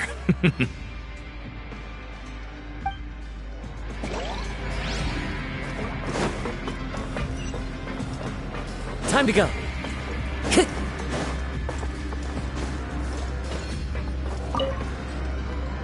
Siegewing? Aren't you supposed to be in the infirmary?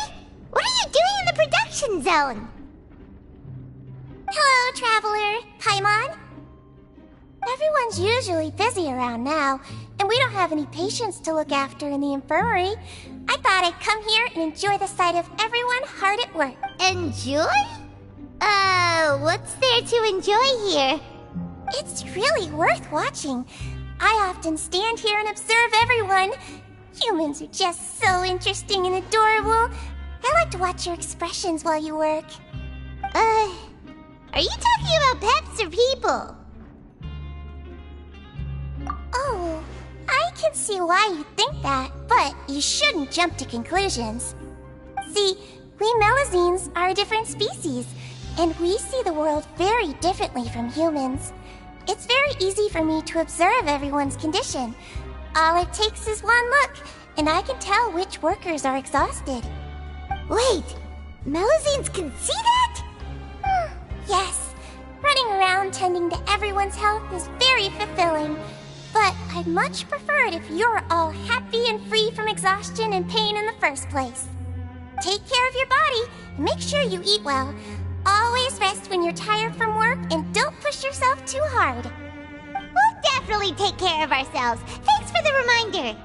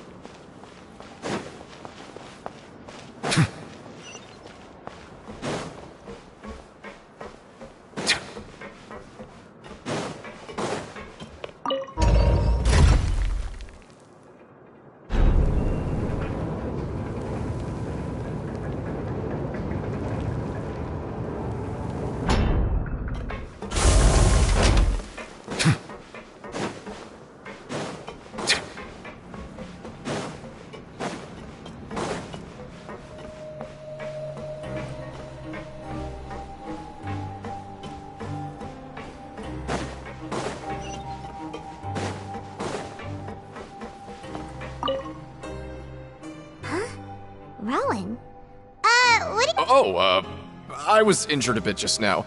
Nothing major, I think I just pulled something. Little mishaps like this are unavoidable at work, you know? Huh. Paimon wouldn't have thought someone as experienced as the Chief would still get hurt on the job. Shh. I just knew you would say that. This is pretty embarrassing. Where's Sigewinne when you need her anyway? The one time I need to make a quick trip to the infirmary. Oh, you mean she wasn't in the infirmary? Yeah. The rumors say that there's never anybody in the infirmary in the half hour before lunch, and nobody knows where Sigewinne gets off to. Huh. That's actually really strange. Sigewinne's always super dedicated to her work. Where else would she possibly go? Forget it. I can take care of a small sprain like this on my own. Hey,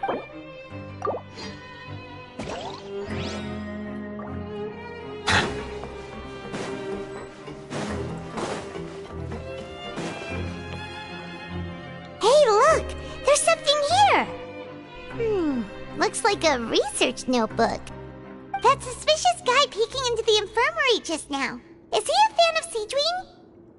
He must have dropped this. Let Paimon read it real quick. The Melusine perceive the world very differently from... As a result, their sense of aesthetics and beauty is also very different from that of humans. Ooh, this all sounds pretty serious. He sure did his homework. And as for the notebook, let's take it.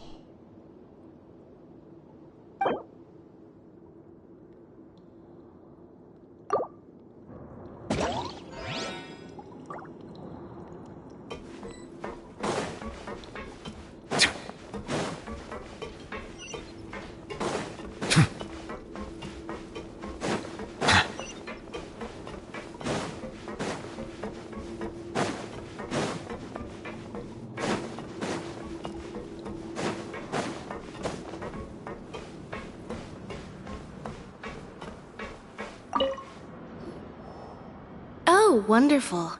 I was worried that you'd be busy trying to earn credit coupons all the time, but it seems like you haven't neglected your investigation work after all. Paimon likes having more coupons, but no one wants to work all the time. Have you also been investigating the area, Lynette? No, I was just slacking off, and you happened to catch. My brother is still obsessed with anything remotely related to the Forbidden Zone. But knowing him, it won't be long before we get more leads. Oh, before I forget. Huh? Credit coupons? I've been here longer than you, so credit coupons aren't a resource in particularly short supply. What is in short supply are interesting people to talk with. Aw, that's so nice of you, Lynette.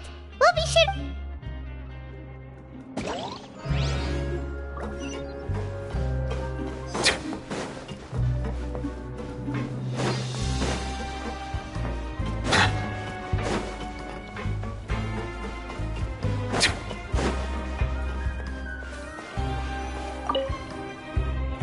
Oh, you want to stop investigating and go rest?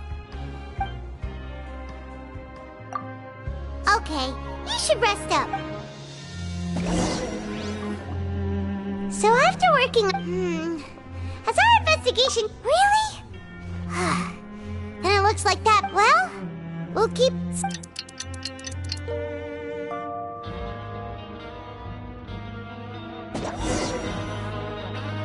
Oh, Paimon doesn't want to get up. Paimon, what do you have planned for us?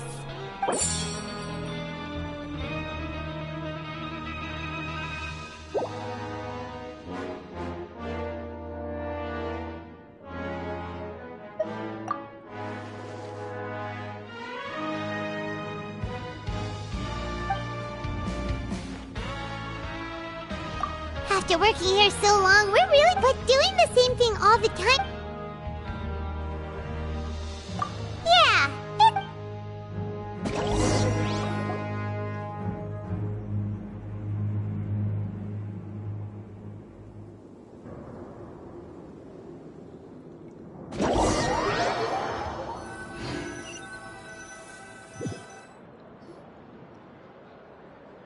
Oh, just a regular meal set. Guess Paimon shouldn't. What would you like to do this afternoon? Knowing Child, he must have been there all the time.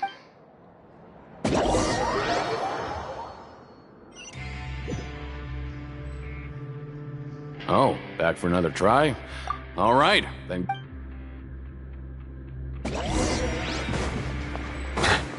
Okay, do your best to hit the targets, just like Colin said!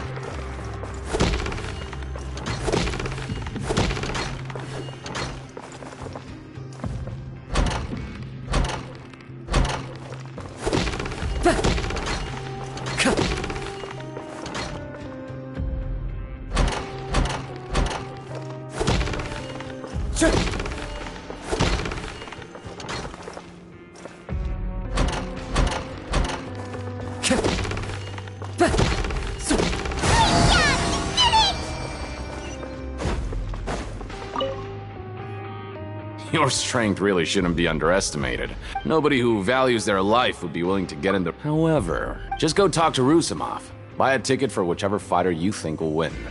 There's a big payout if the fighter you support comes out on top. But we don't know anything about... That's normal. Just watch a few matches and get a feel for the fight. He's got a point. Why don't we give it a try? If we...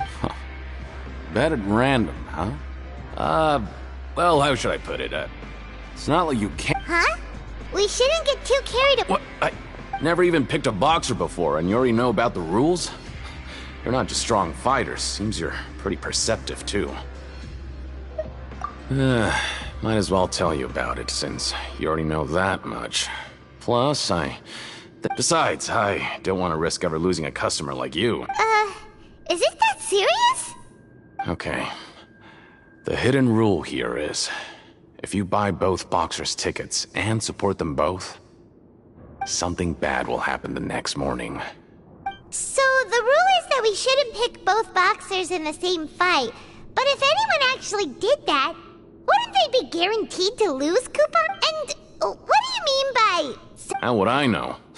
Not like I'm stupid enough to... But I've heard a story about the rule. According to the rumor, there was a masked boxer who possessed incredible skill and power.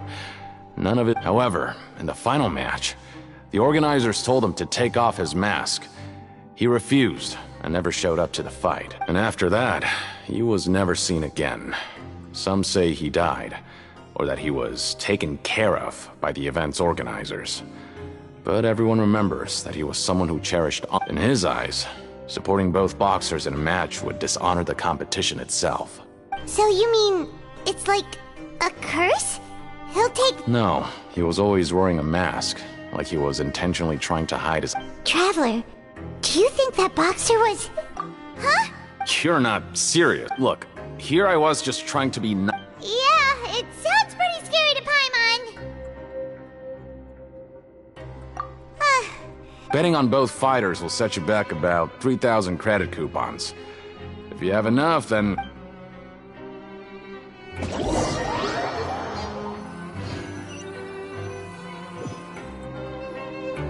Seems we had a productive day. Hope we can make even more...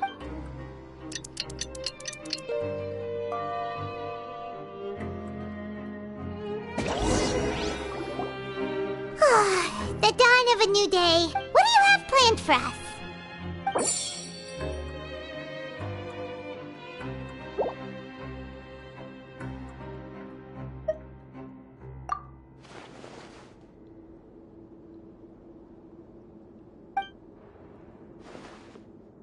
After working here so, but doing the same thing...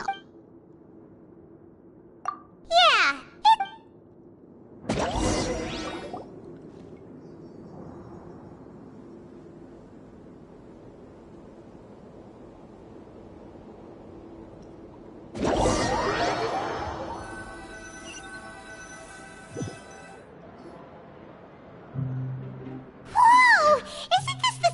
Paimon's gonna take her time and save her.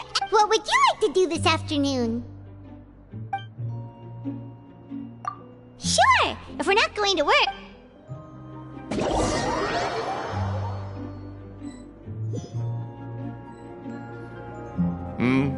Are you two here to buy tickets? Who are the boxers in the next... We have the reigning champ, Le Grappler, versus a contender from the Eastern Prison Block, Demon Horde. Are those their nicknames, or did... Since you're new around here, I'll help you out and give you a little suggestion. Even though Le Grappler is the crowd Anyway, for this match, I recommend... Huh? I could tell you're new to this, but I didn't think you were... Maybe you don't quite understand the rules, no? Oh, no need. Alright then, if you're absolutely sure. Yeah, we got...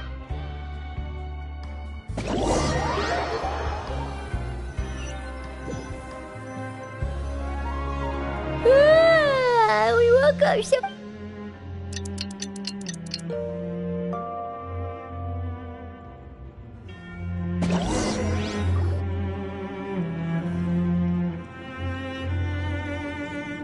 Hey, Traveler, Paimon. Package here for you. The next time you buy something, go pick it up yourself. I'm not a...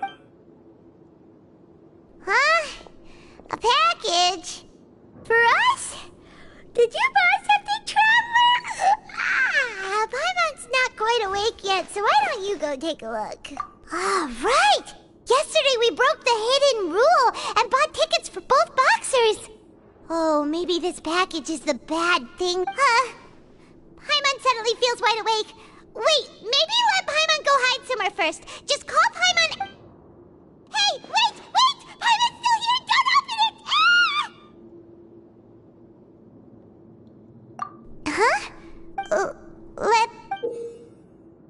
Oh, it's just a small bottle. But the color of the liquid inside looks so wrong. Almost like...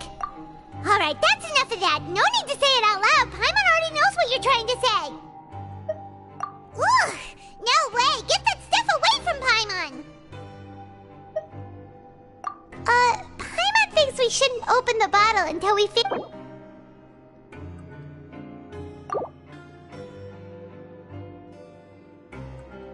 What do you have planned for us? Though it feels nice...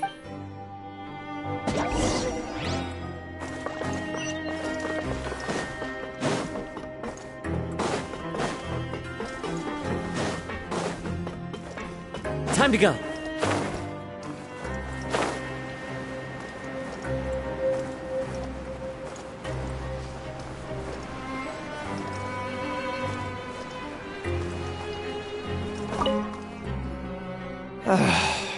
If there's no way to send it all out... Who are you? We've never seen... I'm not! Of course I'm not. Please, don't mistake... Then what are you I'm a promoter for Fontico, and I'm usually responsible for promoting our drink products. I thought I could complete my task here quickly and return to headquarters, but... Oh, a promoter from Fontico? I'm so upset. It's all because of that Duke. After discussing the company's promotional plans with him, he told me outright that my project was worthless. However, in light of our long history of successful collaboration, I still tried to patiently explain the details. However, let me take a moment and recall his exact words. I'm just gonna stop you there and say no. If anything, I'm saving you time. It seems you don't fully understand the value of credit coupons here, nor do you understand the value of your own products. The former is because you are from the overworld. That's understandable, and I don't blame you for that.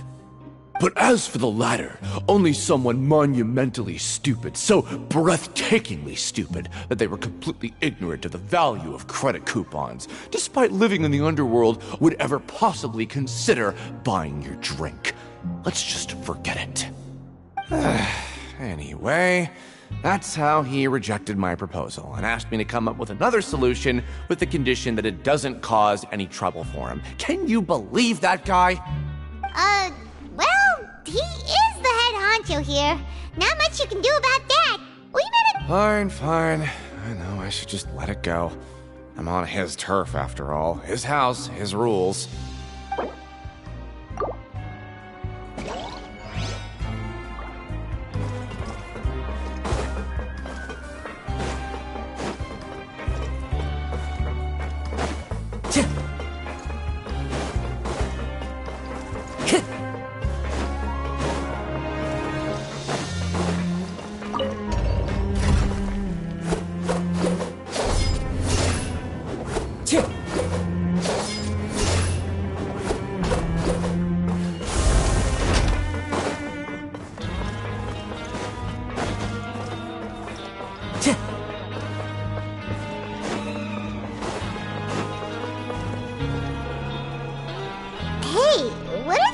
papers scattered... maybe not.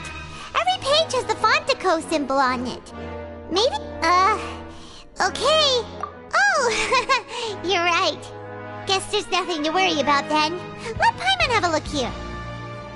Without assistance from the Fontaine Research Institute, development of the new product has been slow.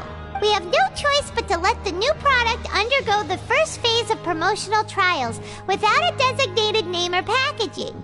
We will adjust the direction of future development according to feedback. We have decided to only conduct closed, small-scale trials for the time being. Sure doesn't seem like anything unusual. Let's put these papers back where we...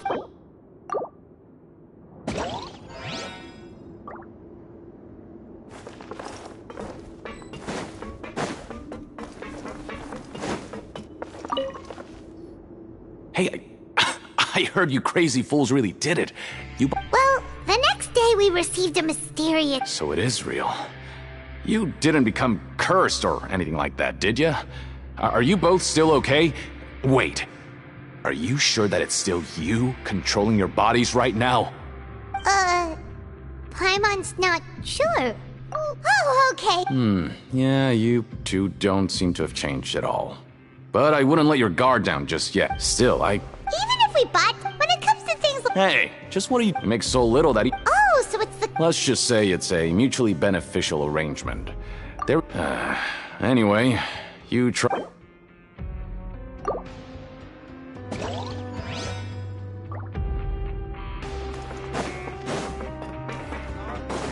Time to go.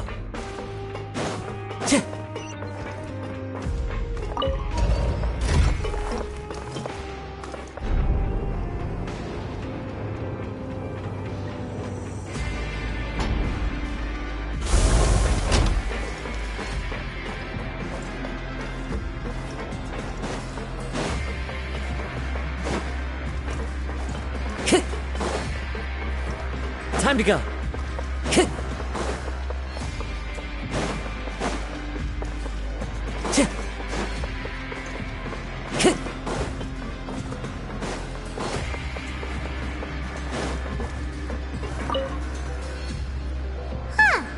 We ended up here without even thinking... Alright, but remember that we bought this time with coupons.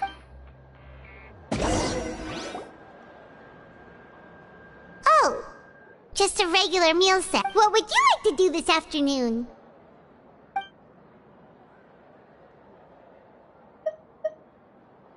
After working here, but doing the same thing all the time... Yeah, it's good.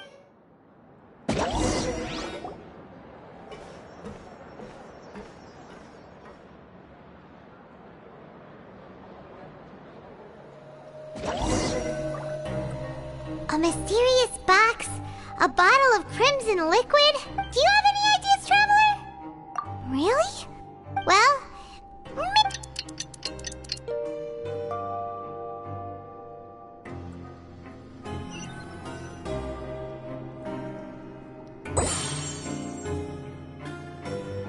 okay, so we've investigated. We'd better pick up the pace with our investigation, otherwise we'll never get anywhere. Yeah, let's skip...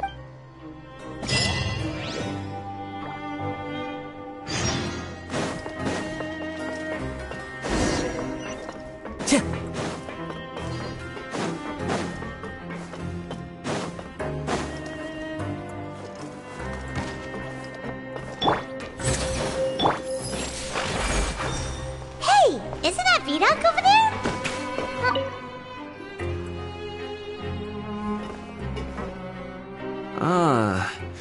Seeing you at this time must mean you've already saved up a lot of credit coup. Impressive. So, now can you tell us... If that's what you wanted. Huh? What do you mean? Leonid and those other pesky broke urchins have all gone to work in the production zone. I wouldn't... We get it, just tell... So, you know those pipes that make strange sounds? Don't ever, ever go near them at night. Even if you manage to avoid the guards, you might find something even more terrible there. Something even more terrible? A group of cannibals. Cannibals? In the fortress of... Every month, They meet a few times in the dead of night. Rumor has it they might be connected to the people that have disappeared here. But what's even scarier is that they have a special proclivity. Since they have no way to dispose of the leftover remains, they have ways to transform them into other forms and keep them in the fortress forever. Paimon might already know what you... You two look pretty skeptical. No matter. I've got things to do too. I suggest you just act like I never told you anything. Traveler, can we just trust him on this one? Oh, Paimon... Oh, so that's how you see the situation. Huh. You know, Paimon does feel a little better about it now.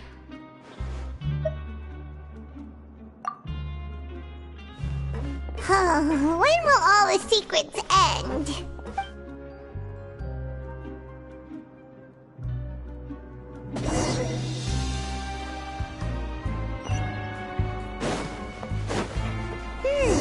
Vidoc isn't here, but the guys...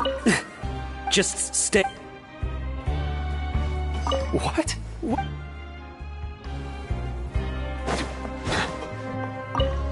What are you talking about? Listen.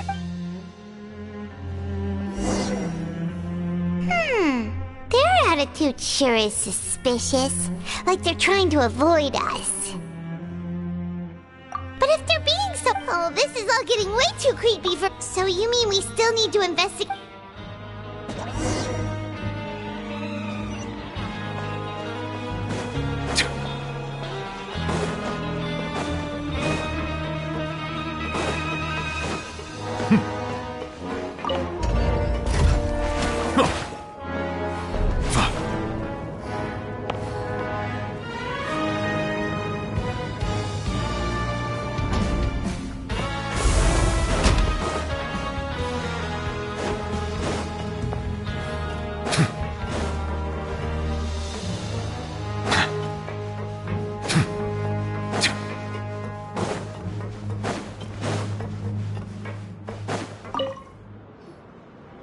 Fielding? What do you want? Criminals like you ought to be working. We just want to ask you, have you ever discovered anything odd? Why are you asking about something like that? Whatever happens at night isn't your concern. All you need... Well... Right! We've heard it happens a few times every month. Paimon has sense... Really? I see. But it's not like I'm on duty every night. And now that you mention it, I recall my colleagues talking about something like that before. They say that strange things tend to happen at night on pipe cleaning days. So, what happens at... They just conduct regular cleaning of the fortress's drainage facilities.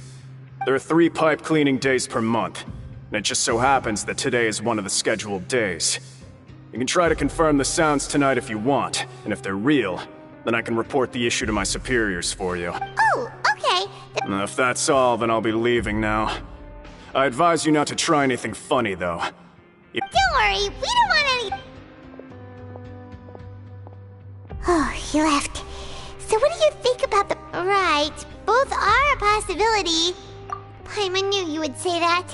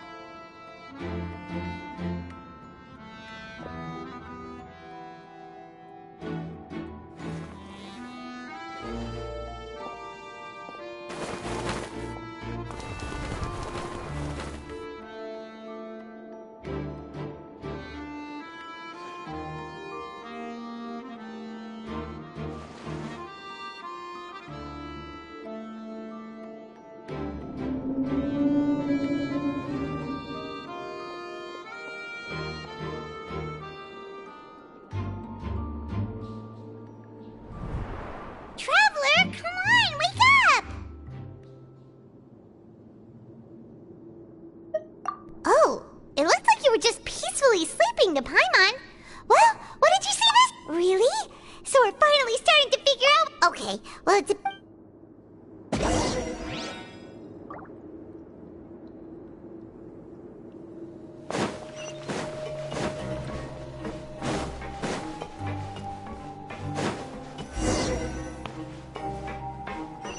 Shh! Careful! We'll get in trouble if the guards catch us.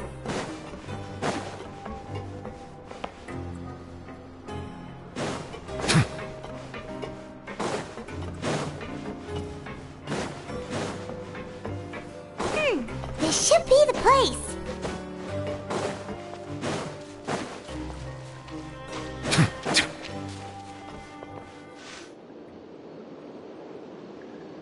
What?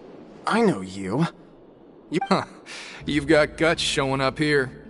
You know who we are, right? You'd better leave now. Ain't nobody coming here to save you. What'd you say? Yeah, so what if they were? If you push us, we... Hey, what's the point of all those rumors anyway? What exactly are you trying to do? I don't have to tell you anything. If you turn around, go back to the dorm... Yeah, scram. Nothing worth seeing here. Huh? What did you say? Isn't that exactly what Boss said when he left? Hey, do you know our boss? Whoa. We had no idea our boss was such a big deal. He always kept his identity a secret. So, did he have you come here to find us? Oh, so you're Child's crew here? See? We're the only ones who heard him say those words when he left that night. So, All right. I guess that's proof enough for me. I believe you. Wow, those dreams of yours sure come in handy. We gave him the business for a while and would always give him a hard time when he first came to the Fortress of Meropide. But here in the fortress, the strong will always earn respect. He was working the longest hours and racking up wins in the Pancration Ring. You could always see how amazing he was, even when he was teaching us a lesson. So eventually, we all decided to follow him. But one day, he suddenly told us that he had to find a way to escape this place, no matter the cost. He said it was because he heard that call again. And as his crew, if the boss wants something, then it's our job to get it done. So, we got to work, and used the hidden rules that were here to make... We just wanted to give him a better chance of escaping on a night after the pipes had been cleaned. Oh, thanks to your rumor, nobody would want to come anywhere near here, prisoner or guard. Wow, it sure is easy to exploit people's fear of the unknown. But hasn't Child already escaped? Why are you... Because as far as we know, the pipe he went into isn't actually an exit. It should be a dead end. It leads to an abandoned factory area, and even if there were a way to escape from there into the sea, we're still way too deep. No one could ever reach the surface alive. But Boss still insisted on going in, so we told him that we'd pretend as if he never existed while he was gone. And that if he wanted to come back, he should wait for nighttime on a pipe cleaning day. That way, we could meet him here and help cover the whole thing up. So you come and wait here through the night a few times a... Yeah, but it's been so long now. We already know in our hearts that he must have managed to escape somehow. Is it also possible that some... Nothing could ever defeat Boss or slow him down. It's one thing we know for sure. Okay. Paimon was just brainstorming... Alright. Keep quiet and follow us.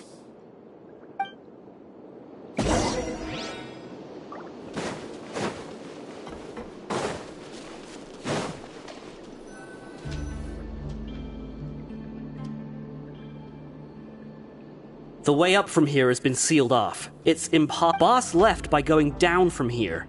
It wasn't full of water at the time. Later, we came back hoping to have a look. That's when we found out it had been completely flooded. It's impossible to navigate unless you're an extremely skilled diver. Do you think Child got trapped? Not likely. We all know that Boss was an incredible swimmer. Really? Then have... It's getting late. Yeah, we learned a lot about what happened.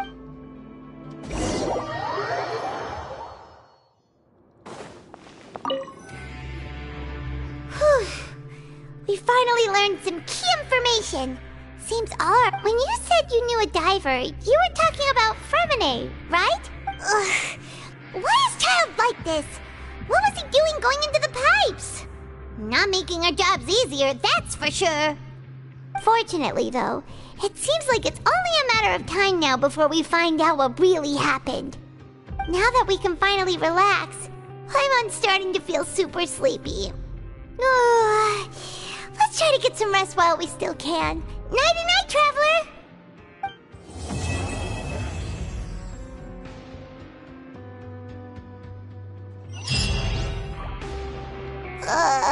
It's morning already? Oh, Paimon still needs more sleep.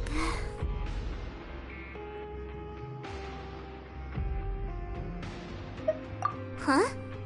Wait, look over there! It's one of Lyney's cards! Let Paimon see what... Maybe you haven't heard. It's been a while since we last talked. Ooh, today's our lucky day. We have the day off!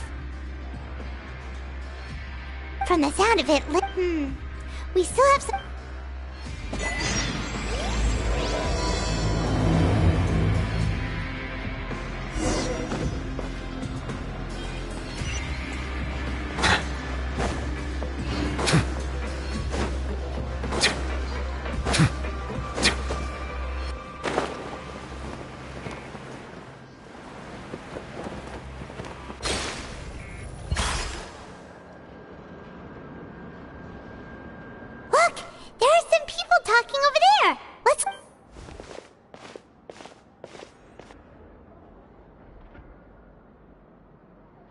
If you ask me, those pompous parasites on the surface act like they're all a bunch of aristocrats. Hey, speak for yourself, mate! Oh, you think you're I don't... Hey, how cool would it be if the whole world was destroyed by a giant flood and... What kind of filthy bilgewater you... Listen, things ain't so great on the surface, but who says that you have to leave? I've heard that you can still stay here and work even after you've served your sentence. Not bad if you... Who wants to live in the ruddy overworld anyway? And what makes you think they'd want to hire someone like you? It's one of the great mysteries of the universe, how someone as useless as you... Whoa. Sounds like they're really... Speaking of which, Paimon never heard anyone use the words overworld or underworld when we were living up there. Is it only something that... That's true.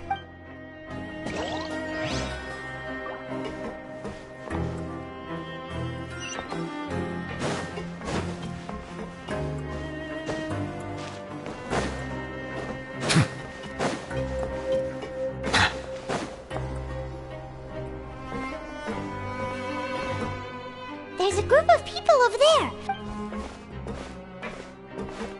So I said that... Sorry for eavesdropping. Sounds like you were talking about something private.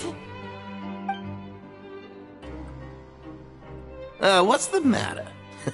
They're just looking to join in on our fun, that's all. Hey, don't pretend like it's okay for them to just interrupt us like that. Fine. You're lucky with... Your expressions tell me you're looking to hear some juicy info, am I right? Really? You're kidding. How often does anyone get a personal tour led by His Grace himself? Practically everyone was talking. A little mistake, huh? I like the way you put it. You see, people with a good attitude can join our group anytime, unlike some of the others here. Your group? I'm Quisto, and this is Lavaroon. People usually call us the Bombshell Bros, but don't worry. We're not playing with bombs or anything. It's just that our information is always so explosive, and we blow minds on the regular. So, you two really like to gossip? Whew, you sure know how to embellish. No. You don't get it. Knowing intelligence will make things better for you here. For example, knowing who's working with whom, who has the latest rumors, who's not getting along. Wouldn't you like to know all that?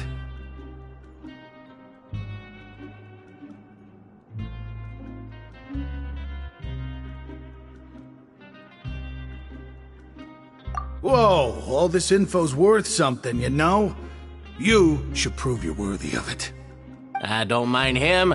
Quisto's always this way. Just play nice and say something to massage his ego. The welfare meals. Talk about the welfare meals. Right. That meal we had yesterday was super delicious. Paimon can still taste it whenever she closes her eyes. Is that so? To tell you the truth, I've been helping out with making those welfare meals. I've been working as a kitchen assistant for about a month and a half now. Oh, so you're the one who made those delicious steaks. Amazing. You could be a professional chef. You are correct. I am a true professional. In fact, I even went to culinary school. But enough about that. Since you like my cooking, I guess that means we share similar tastes. Listen carefully. This little bombshell will help you learn what's really going on here in the fortress.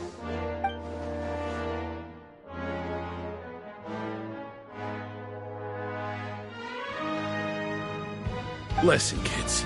The power structure within the fortress is quite complicated. The Overworlders couldn't care less about us down here. We're basically dogs to them. You've already met the one person here you should never cross, the Duke, Wriothesley. He knows more than you think. And if he doesn't care about something, then he often doesn't bother. Those who have the Duke's attention get all kinds of special perks. Even better treatment in the infirmary. I know who you mean. It's that Jurier character, right? I don't think there's anything useful about him at all. Why does he visit the infirmary practically every day? Is it normal for anyone to be going in and out of there so often? If you ask me, he's just faking it to get out of work.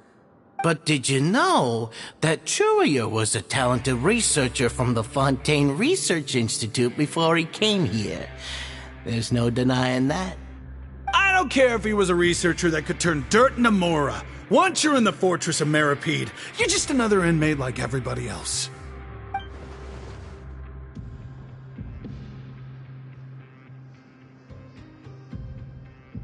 Speaking of which, the last time I saw him, he was passing by the corridor with Lorvine. I also heard they started arguing in the library and got into a fight, right? Guess that's just how terrible of a guy he is. You mean he hit a woman? Wow, I never imagined he was that bad. But that Lorvine's also quite the odd one, you know? She's always gabbing away, got into a fight with a man, and she also got sent to the infirmary. Come to think of it, I always see her going to the sick bay every couple of days, too. Huh. Wait a second. Do you think could it be that they're secretly meeting there to go on dates? But it's really hard to imagine. After all, I do remember seeing Lorvine beat Jurier to a pulp that one time. And we might be overthinking things.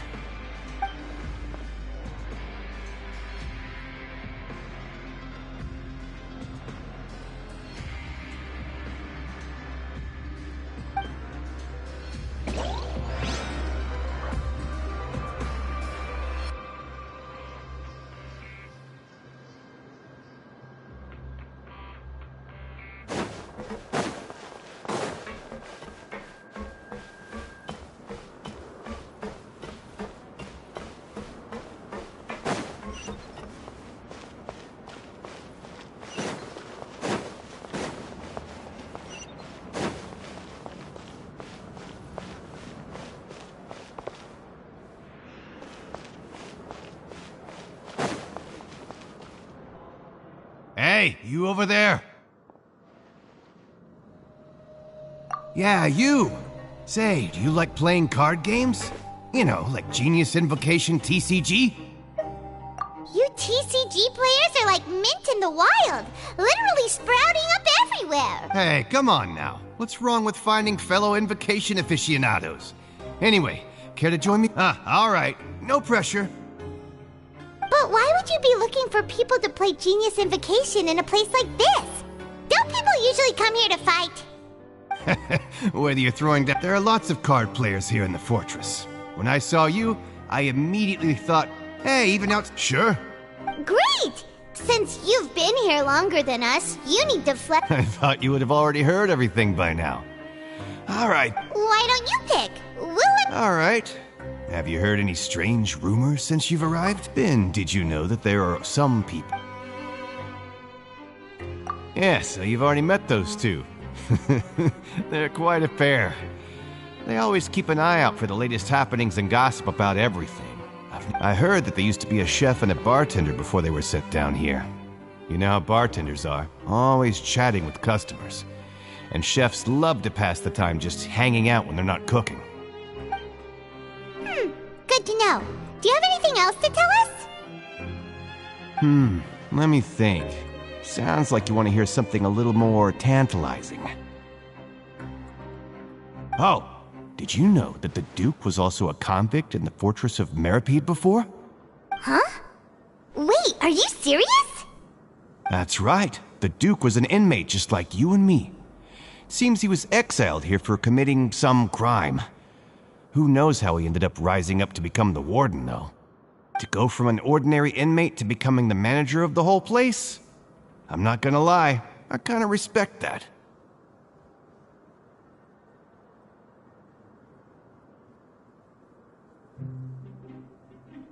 A forbidden zone? Sounds like something that someone just made up. I've never heard of that. Where did you hear about it?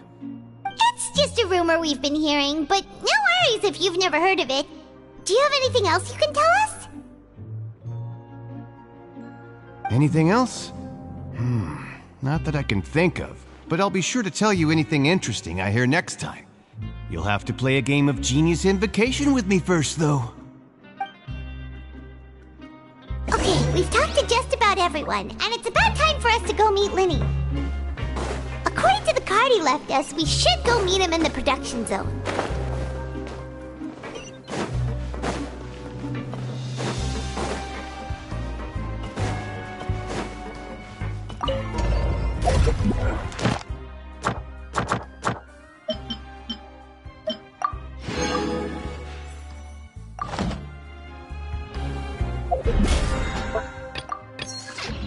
Water comes in...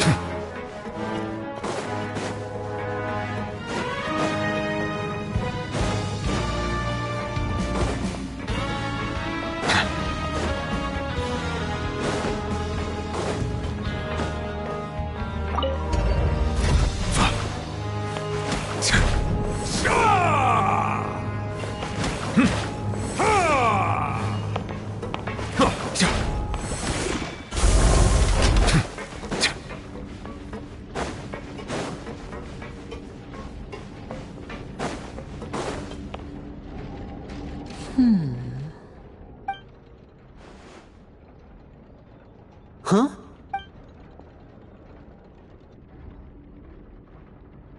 That look in your eyes. You found... Hey, this is no time to be modest. Just tell him... Oh, as expected of... Huh. I'd have never guessed that myself. The rumors swirling about this place are unreliable after all, and Master Child probably went missing because he found a way out. He is a harbinger after all. I suppose he's much more resourceful than I initially gave him credit for. Unfortunately, this isn't enough for our final report to Father. Father told me that even though Master Child said he was just coming to Fontaine for a vacation, he actually had some personal reasons. His escape route is already flooded, so we'll have to task someone with professional... Well, when you put it that way, it's obvious that only Fremine would be up to the task. Bingo! He's working today. Coming here as a group would have attracted too much attention. I'll talk to him about it later. It's the least I can do. We're all in this together, so it's only fair for us to fulfill our end of the bargain. Honestly, I'm far more impressed by you guys managing to collect all this information right under Wriothesley's... Collecting information has always been our strong point. Now, let me think. To find out more information, Fremine will, and if he's to do that, he'll have to set out on the next pipe cleaning day at the earliest. That's 6 days from now. And after that, he'll probably take another 2 or 3 days to return. You can even estimate how long it'll take for him? We've been working together for a long time. We know each other's capabilities like the backs of Traveler. What say you to meeting here 9 days? Oh, and there's just one last thing we'd like your... Though we can just sit back and wait for Fremine's report on Master Child's whereabouts, Fremine's no master of disguise. Lynette's still working on getting intel from the other areas, and I'll need to spend some time helping Fremine prepare for his diving mission. So... What do you want us to do? Well, I won't call it easy per se. Listen carefully. You'll need to find an excuse to get into the infirmary and investigate the room and environs. You've mentioned several sketchy-looking people always meeting at the infirmary earlier, so it probably has something to do with the secret we're hoping to uncover. You've already met the head nurse, so she'll be less suspicious of you.